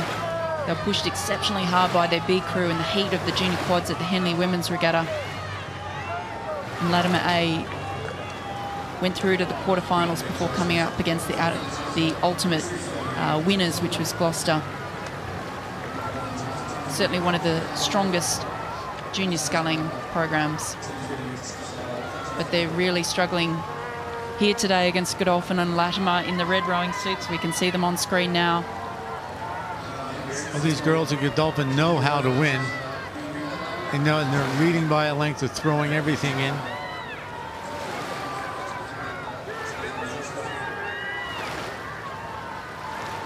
You can see their boat is not quite as steady as Latimer, but they're throwing in some good shots. Yeah, it just looks like a huge amount of power that this Godolphin and Latimer school has. Really throwing down big strokes. What a race. As they're coming up towards the enclosures, you can hear the crowd. This race is not over. Nearly half a length in it.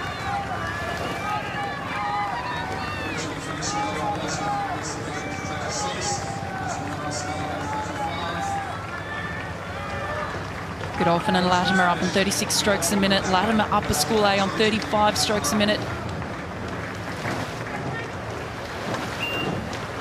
Wow, another incredibly tight race all the way down the track. Really great racing there. You can see they're absolutely exhausted. The winners, Godolphin and Latimer score over Latimer Upper School A in the Diamond Jubilee Challenge Cup.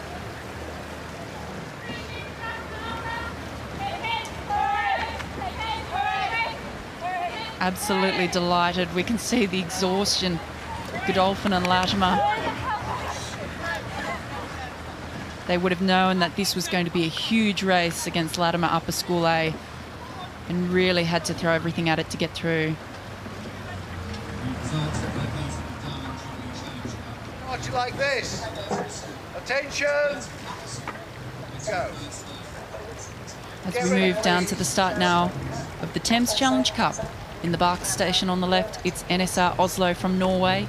And in the Buck station on the right-hand side, London Rowing Club B. Attention. Go.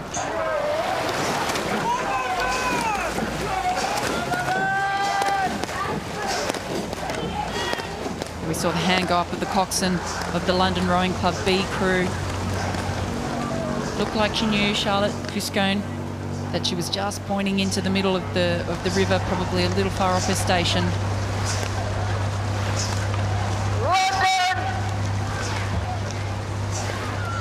London getting the call from the umpire to correct. We can see them moving back over to their station now.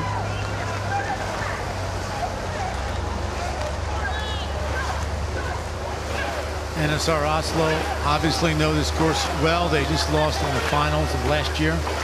And they have half the crew returning.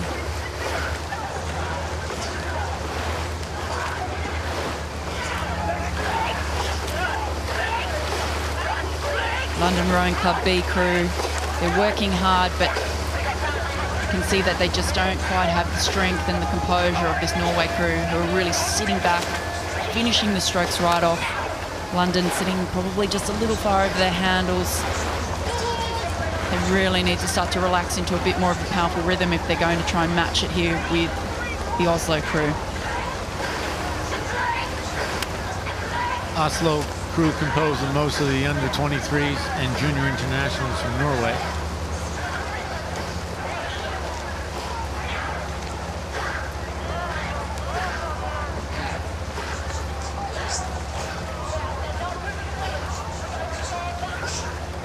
And Nsr Oslo, Norway, of course, they've been here before, staying really composed, certainly here for the long game, looking through to get through to Sunday and hopefully go one better this year.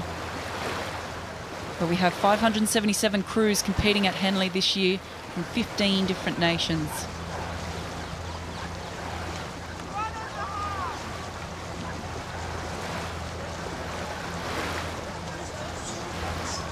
You can see Nsr Oslo just reaching out a little bit more. Obviously, they can relax now, whereas Thames is really trying to put everything they can into the first half of the race. And I think that when you're coming up against a crew who is one of the favourites, who you know that you're going to have a really tough race against, I mean, it's the only option in terms of the race plan. You're not going to make up that distance later on, so you really do have to get yourself in it, particularly in the 8. I mean, you can't afford to be dropped. It's just too difficult to come back from. So I think that the London Rowing Club crew would be looking to put it all out there, see where they are. I'm sure the race plan is the barrier, and then we'll decide after that.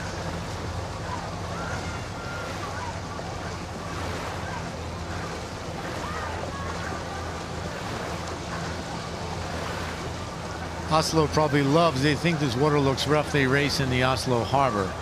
So they're enjoying the calmer water here at Henley.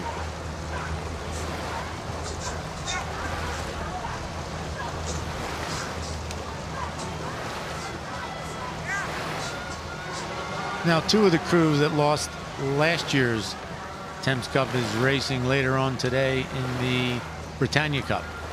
So there's obviously some nice talent at Nsr Oslo. Yeah, and we can see that great shot from above. I mean, they're just totally in time, aren't they? Yes, the blade work is impeccable. And Thames now is just trying to stay outside their puddles as they fall 2 lengths behind.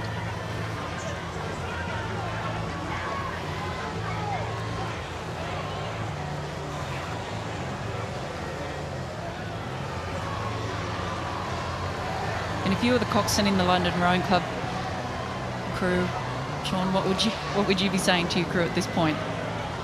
Well, you'd have to just relax. You can't hammer and get ahead. But that's easy to say because they're behind and there's a reason. And really, you just have to stay relaxed and composed and try to change the small things. And just try to reach out a bit more, relax, and finish the stroke. You can see they're just a little bit rough and not holding on to the water, which is harder to do in this rough water, but it's essential to get those last few inches on every stroke. You really need that time in the 8 to finish the strokes off. I think sometimes in the 8, because it is so hard and so fast, it's a little deceptive watching it on TV. It always looks a lot slower than it feels, but it's such a hard and fast boat that you can get caught in that trap of rowing it hard and fast when really you want to hang on to the stroke, you want to lengthen it out, you want to stay composed, and you want to slow it down as much as possible. Yes, the secret is in an 8 is certainly to get a longer stroke so you have more room to accelerate your power and not punch your way through it. But still, it's showing the depth of the London Rowing Club barn, so to speak. This is their B boat. Still staying respectable with Oslo, who will be facing the 8 crew relatively soon. Yeah, that's right. Great performance here from London Rowing Club for their B crew, as you say, to really be taking it to Nsr Oslo from Norway. They knew they had a big task for them to be able to get through And now that first half of the race where your game plan was front-end loaded, you have to survive the second half. And they're doing a nice job. Nsr still getting their relaxation, similar to Thames, so it'll be a good race when they meet. Certainly one of the crews to watch as we get closer to the weekend. Nsr Oslo, Norway, looking really comfortable now, hanging on to those finishes, sending the boat away, doing just what they need to get that win and get through, all importantly, to tomorrow's round in the Thames Challenge Cup over London Rowing Club B crew. Valiant effort there by London Rowing Club, but up against one of the favourites, Nsr Oslo.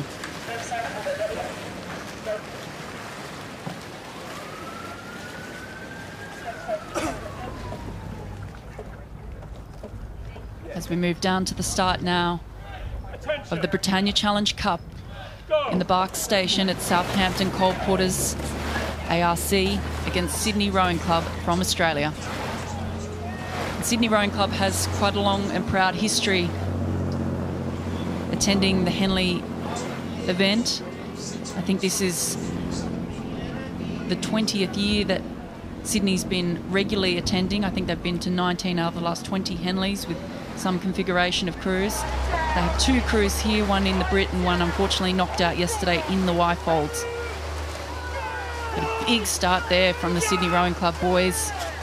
Charlie Patterson in the stroke seat, Will O'Connell behind him, Michael Benarius and Alex Nichol. And Mike won the Foley here back in 2011, so he knows the course.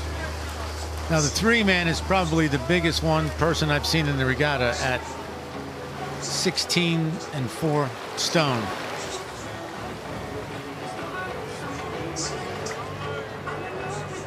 Looking really strong here, Sydney Rowing Club. This is the top of their two crews that they've entered here, so certainly now with the other crew out in the Y-fold event, this is the event that they're looking to take home, the Britannia Challenge Cup. And you basically have three 19-year-olds anchored around a 25-year-old cowl oarsman, who's the largest man.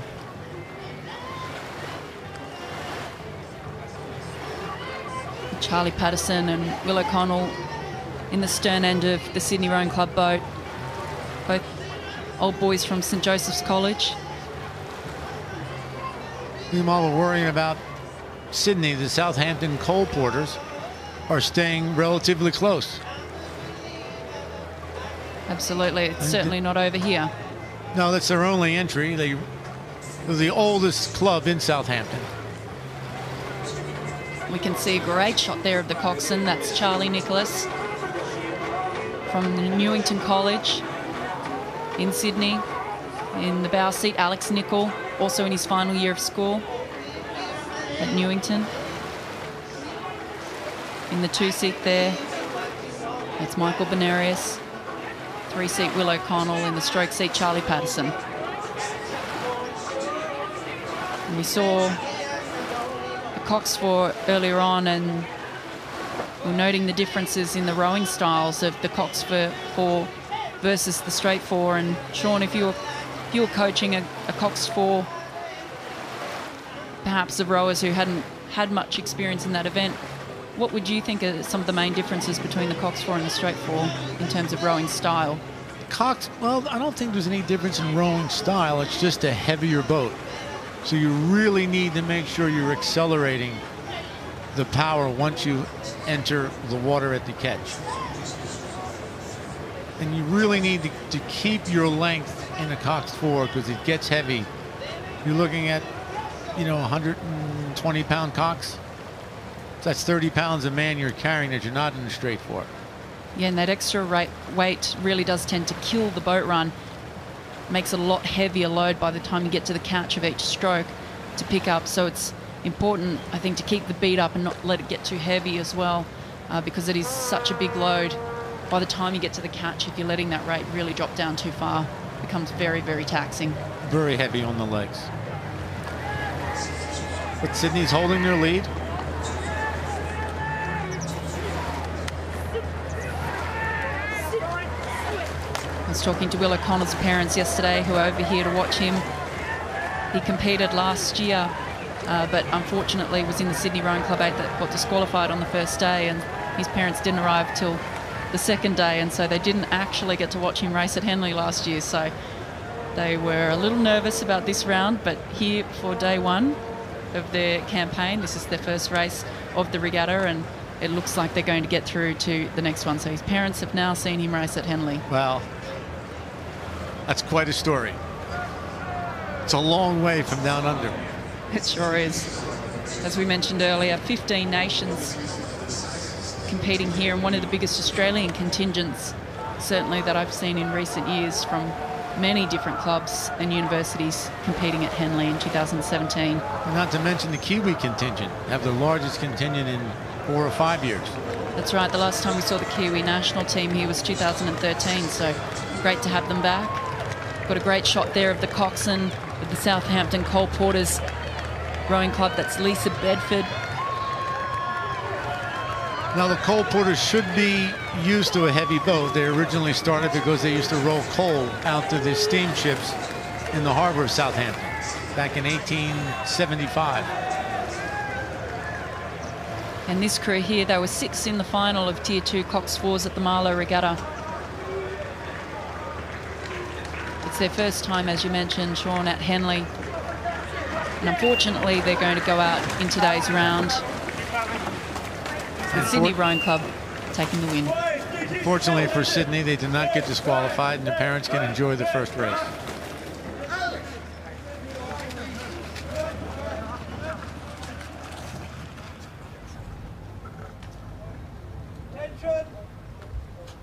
As we move up to the start now, in another round of the Forley Challenge Cup, the junior men's quads. In the Bark Station on the left-hand side, it's Globe Rowing Club A. On the right-hand side in the Buck Station, it's Lee Rowing Club.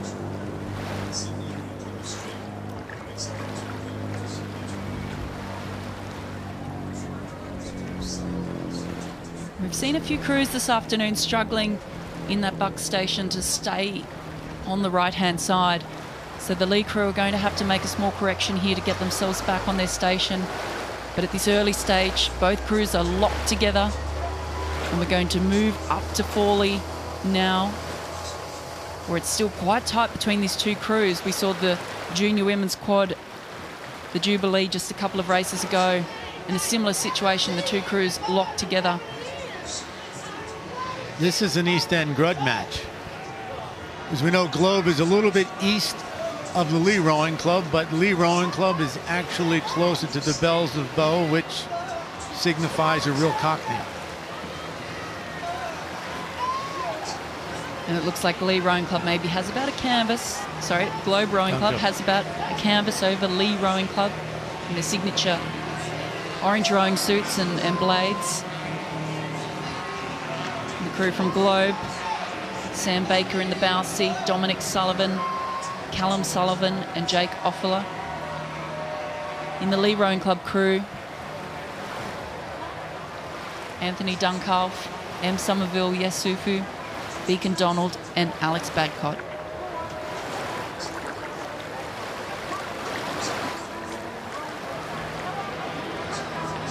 All these boys scullers are rowing very well.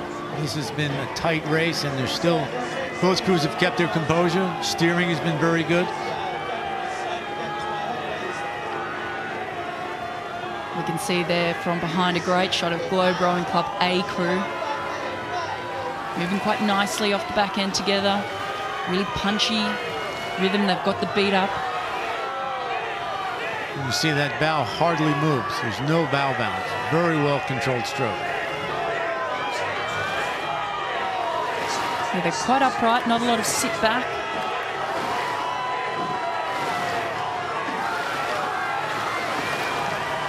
Both crews still working, fighting all the way down here. Certainly not over. Very tight race here between Lee Rowing Club on screen and Globe Rowing Club A.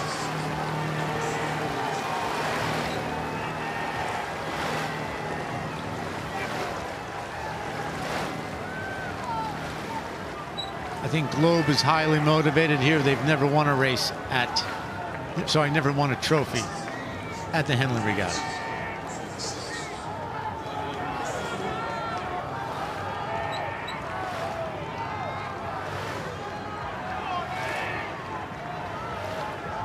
Incredibly tight race.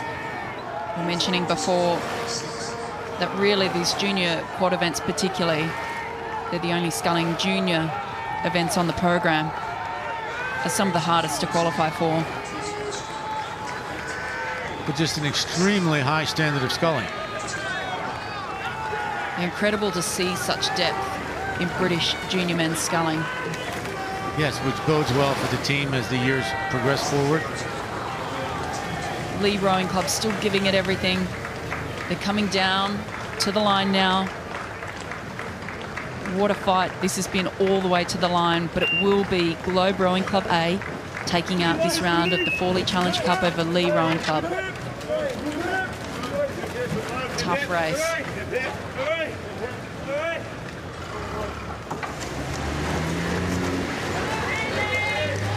And we have a start now in the Diamond Jubilee Challenge Cup in the Bark Station, Henley Rowing Club A, and in the Buck Station, St Paul's Girls' School.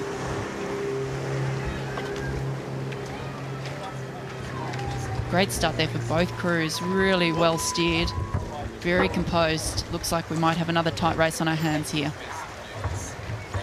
Especially St. Paul's, they handled that station very well. No problem at all in the steering coming off the island. Yeah, I find it quite remarkable that we see even Cox boats that seem to struggle with their steering. But quite often it's the juniors that tend to do a better job, but they are just a little close to that boom. We can see them moving off the boom now. You can see the difference that made. They're really level coming through the island. Yeah, a little bit of nervousness there. We heard Sarah Winkler saying yesterday that one of the struggles as an umpire is that the tendency when you are coming up to the boom with your blades is to then lighten off the pressure, which of course, if you're lightening off on the side that you're heading towards, can spell disaster and actually pull you quickly into the booms. So the important thing is to keep even pressure on both sides, stay composed, let the person steering do their job, listen to the umpire. Henley, of course, having slight advantage since they row this water every single day. That's right, and it really is one of those events where the more time that you can spend on this piece of water and understand it, the better you're going to go. Absolutely. And Henley Rowing Club does a fantastic job of their junior program. They're very strong. Of course, they won this event in 2012. And you can see the crew leading now on the left in the screen is rowing very efficiently. Yeah, they develop their juniors from a young age, which is really important. Embedding that technical model that they want, getting everyone rowing together. They were silver medalists in both the 8 and the quad at the National Schools Regatta. Apparently this crew, though, they had a slightly disappointing women's Henley as they failed to make the finals, so perhaps looking to make amends here at Henley Royal Regatta. It looks that way this time. They came out to a really strong start. Although the St. Paul's is almost a stone heavier per person, you can show you that good sculling will win every race.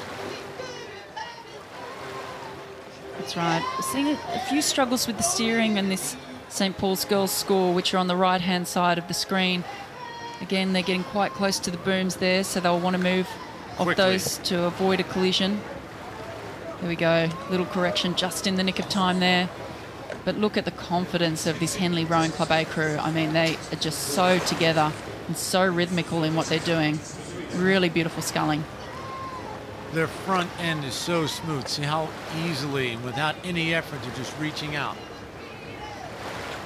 It's really simple what they're doing there. Just letting the blades drop in, not missing any water through the front end there. Nicely connected, and then you can see that acceleration and little almost slingshot movement into the back end there just to keep the boat humming along nicely. It looks like they're rowing with a tailwind. The boat is so smooth and just picking up at the end of every single finish.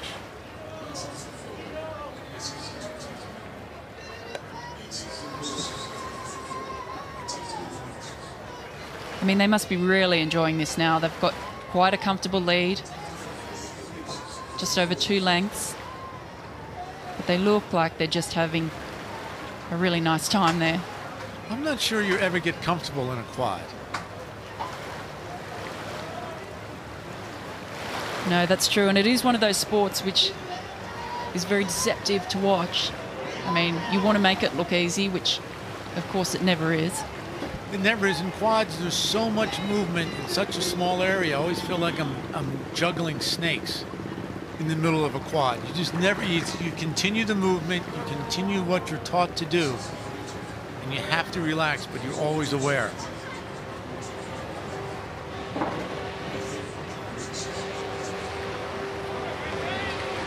Yeah, it's a really special boat. I think it's, certainly in my experience, it's unlike any other boat. I mean, the way that you row the quad is very different, I think, to the way that you row certainly a sweep boat, but definitely how you might row the double or the single. A lot less movement. Generally, you can sit a little bit more upright. It's a lot more neurological, fast twitch, not grindy. I mean, you never want to get in the quad and slog your guts out. It's just not one of those boats. No, it's not. And the hardest part of a quad is learning to pick the stroke up quick enough. Because usually you're training in singles, which are slow and sloggy. Doubles are somewhat, but a quad has such a much quicker speed than any other sculling boat. It takes a certain art to pick up the power that quickly and smoothly.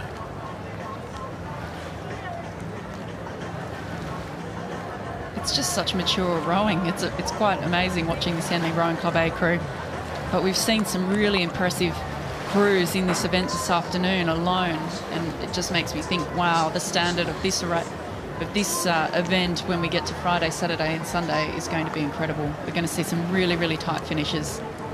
Yes, it's hard to believe they're 16, 17 years old with the way they scull.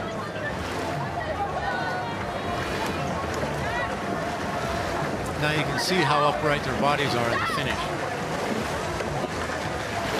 which we can contrast later in the week with the diamond scullers.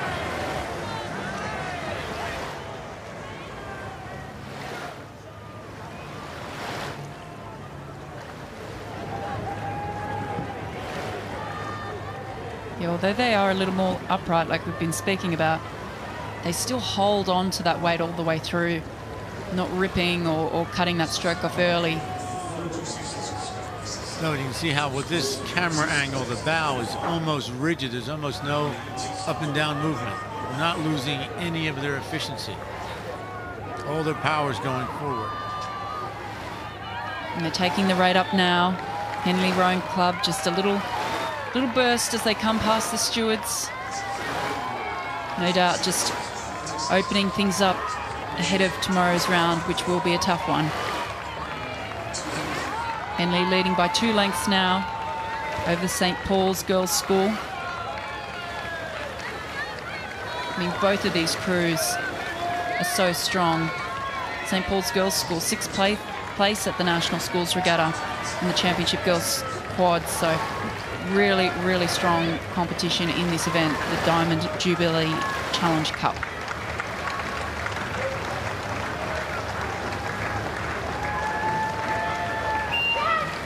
Crossing the line there, Henley Rowing Club A over St. Paul's Girls' School in this round of the Diamond Jubilee Challenge Cup, and looking forward to seeing Henley Rowing Club A in their next round.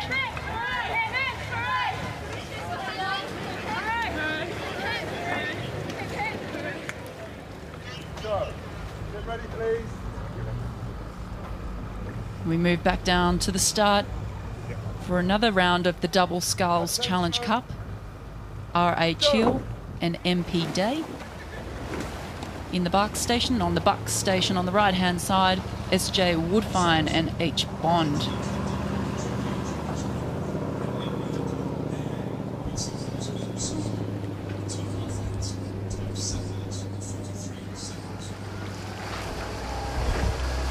And off to an early lead at this stage, Harry Bond and Simon Woodfine in the red rowing suits on screen in the Buck Station.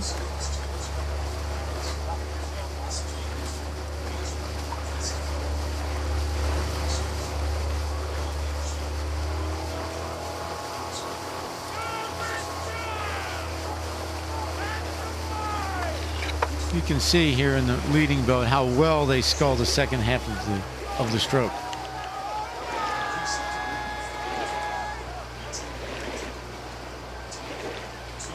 Yeah, both crews working really hard here at this stage. It's a pretty tough event, this one. We know that they're going to come up against, whoever progresses is going to come up against some national team crews later on in the round. So the heat certainly comes on, but we've moved up to the live shots now. And still, with the lead that they had in the early stage, is Woodfine and Bond.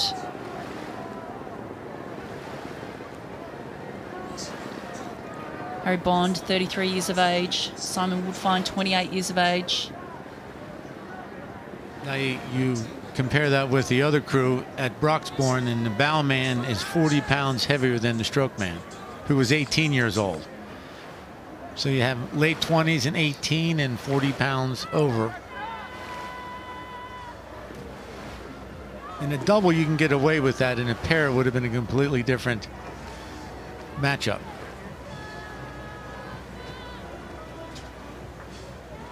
Great shot there from behind. We're looking at the back there of Harry Bond from Nsr Rowing Club.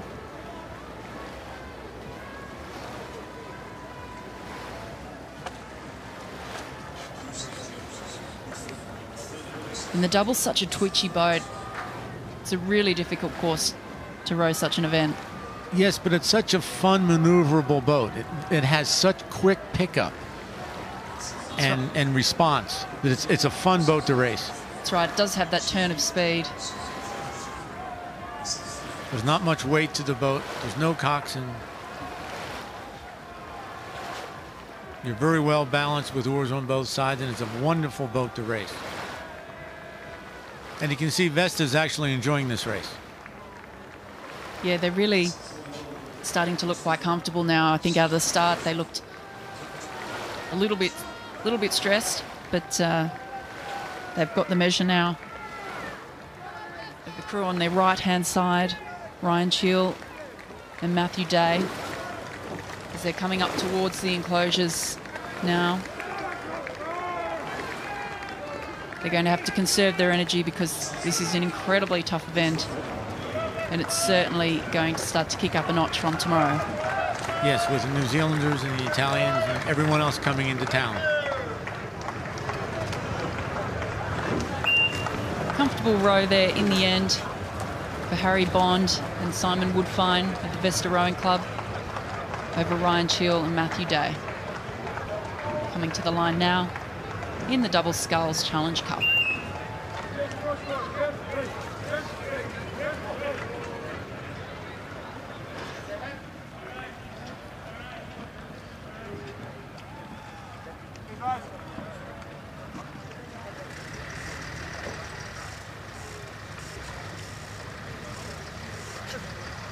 As we move down to the start now of the Diamond Jubilee Challenge Cup.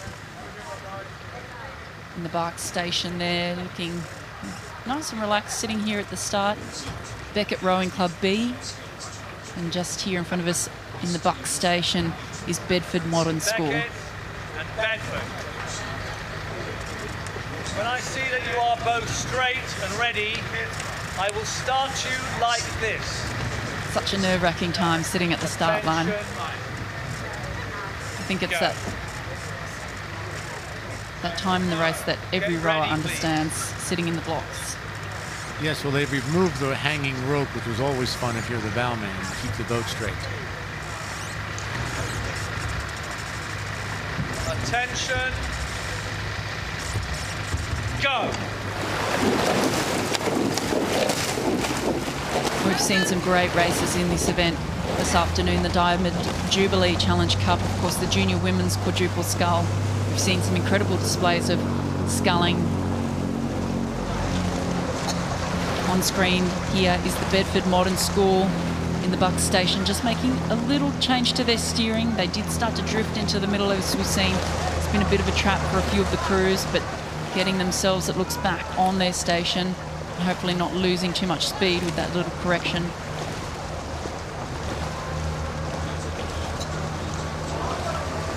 I'm not surprised that Beckett Rowing Club has jumped out to a lead. They're a little bit lighter than Bedford. Bedford has 16 pounds advantage on them, so we'll see if they can use that once they settle down and work through the body of the race. And this Beckett Rowing Club B crew are actually predominantly sweep rowers. They raced as a 4 at the National Schools Regatta where they won bronze. Impressively, Olivia in the stroke seat. She's only 16 years of age. Wow, you're joking. Very good composure. Really long levers.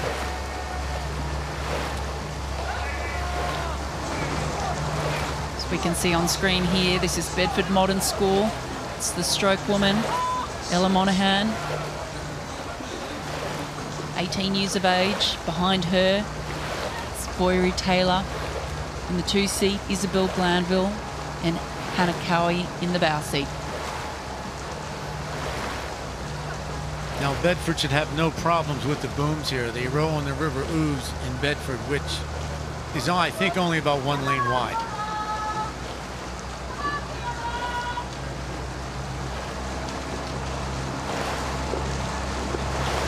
Wow, looks like a lot of power on board there. The Beckett Rowing Club B crew. Incredible to think it's a B crew. I know. Well, they're having a little bit of a steering issue now, but I'd hate to see their A crew if that's their B crew.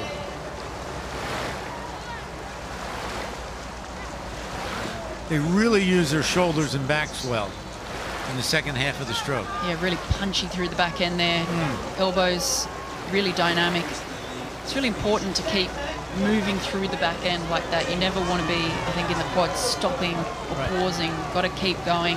That was something I always used to think about when I was racing the quad, was that the elbows keep moving. So you're solid with the body, composed, core on. So there's that moment of stillness with the body, but the elbows never stop. Right, and they're doing that very well, of constantly moving and accelerating everything they have, and then taking out cleanly and starting again.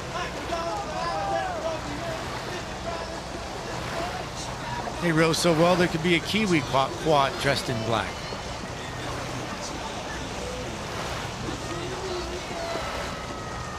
3.5 lengths now. And if you look at their trailing wake, they're rowing and steering perfectly straight down the course. Now that's one of the best slipstreams I've seen, even for a coxswain.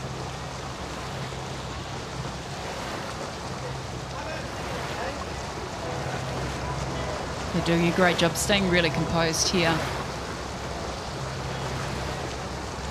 And in these early rounds, particularly when you are leading, as we can see that the Beckett Rowing Club B crew are, it is just about staying really clinical, I think, and executing. And it will give them really good muscle memory tomorrow when they're in a tighter race. They'll know at this point in the race or that point of the race how well they did yesterday, and to try and regain that composure or to keep that acceleration.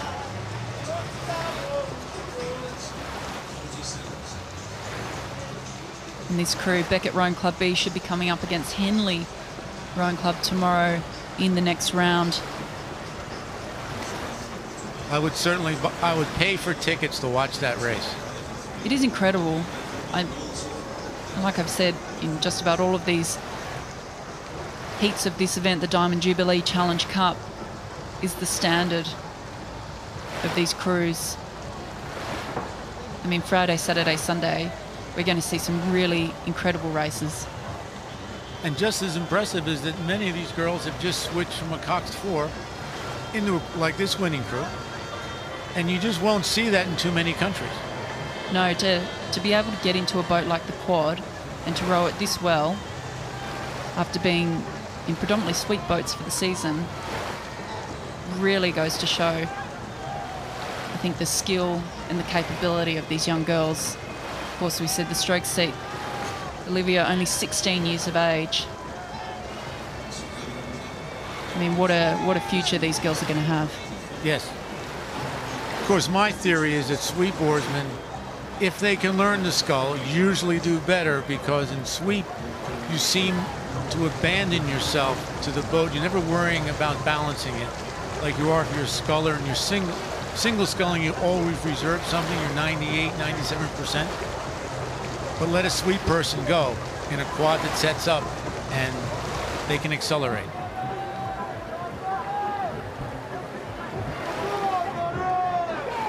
And they're such different boats. I mean, you compare the forward to the quad, and they couldn't be more different in the way that you row it, the way you approach it, the feeling. I mean, there's no coxswain, so you've already eliminated 120 pounds. Give them 2 oars.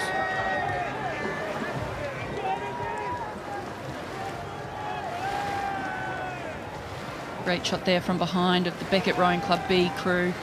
We've had a really impressive, really well executed race so far.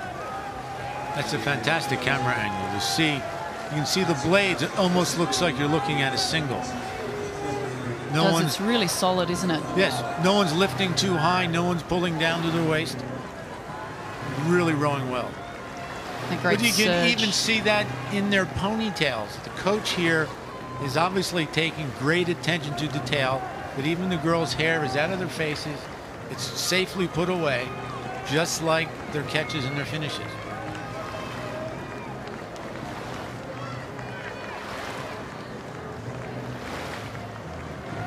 And I like that it's just really simple what they're doing. There's no extra movements. There's no big lifting or shrugging.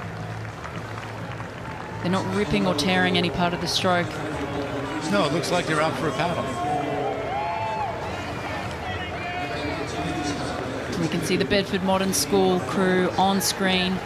They've been fighting all the way down the track here, but it's such a tough event. And you can't even say that the losing crew is slow because the fast crews are rowing so well. That's right. Just to be here, getting a start in this event, already means that these athletes are at a very high standard. And crossing the line now, Beckett Rowing Club B, taking out this round of the Diamond Jubilee Challenge Cup. They'll be up against Henley tomorrow over the Bedford Modern School. Great race from both crews.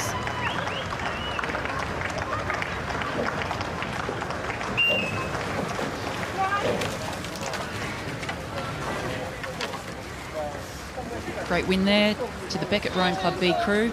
We look forward to seeing them in a really tough tussle tomorrow in the Diamond Jubilee.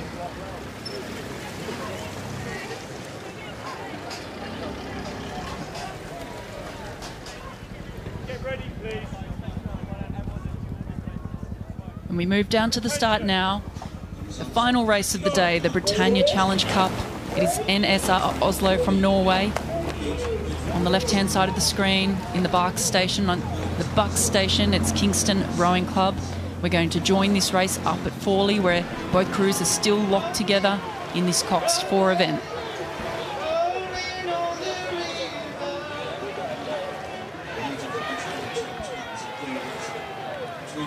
And we saw the Nsr Oslo crew in the Thames a few races ago, getting through very comfortably, but in this race here, the Britannia Challenge Cup, it is neck and neck with Nsr Oslo Norway on the left-hand side of your screen and Kingston Rowing Club on the right-hand side of the screen. Kingston doesn't want to concede anything to the boys from Oslo. The 2-man and 4-man in the Oslo boat were lost in the final to the Thames Cup last year. They're back again in Kingston. Rose on the Thames is just putting everything they have in here and staying very close.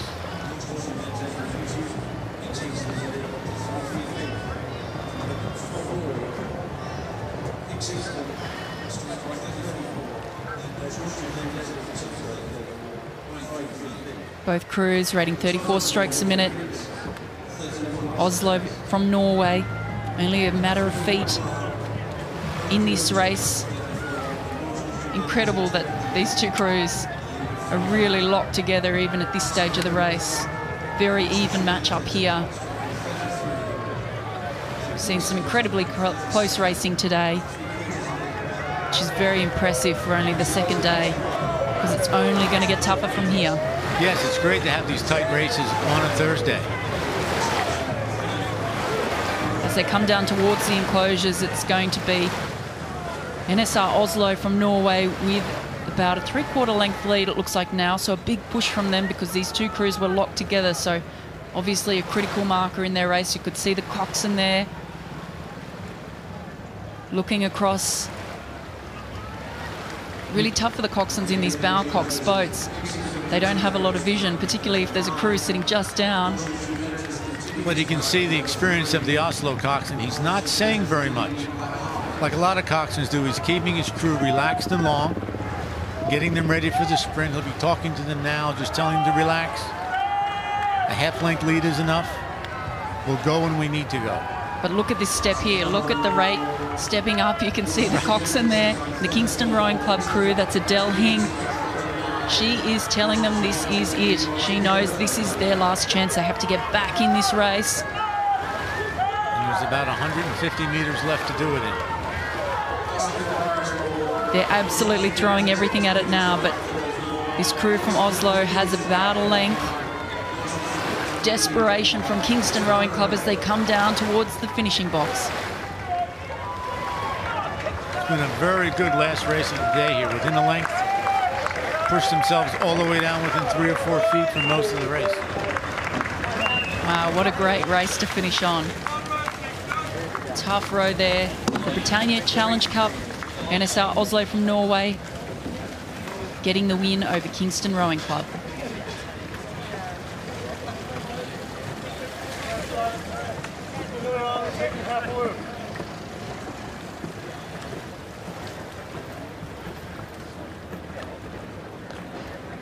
Sean, we've had some fantastic racing this afternoon. For me, the highlight has to be the junior quad events particularly. I mean, the standard of both the schoolboy and the schoolgirl rowers here and the junior rowers, it's just unbelievable.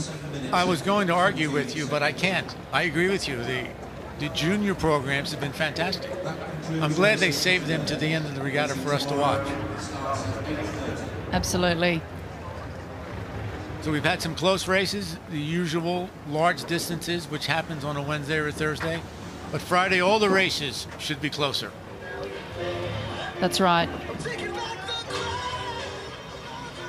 We look forward to bringing you those races from 8:25 tomorrow morning on YouTube. We're going to see some incredible racing over Friday, Saturday and Sunday, and it really all kicks into gear tomorrow, the Friday racing. Without any commercial interruption. Thank you again, Sarah. It's been lovely. Thank you, Sean. I'm Sarah Cook, and joining me this afternoon, Sean Colgan. We've really enjoyed bringing you the racing live, and we look forward to having you join us at 8:25 tomorrow morning.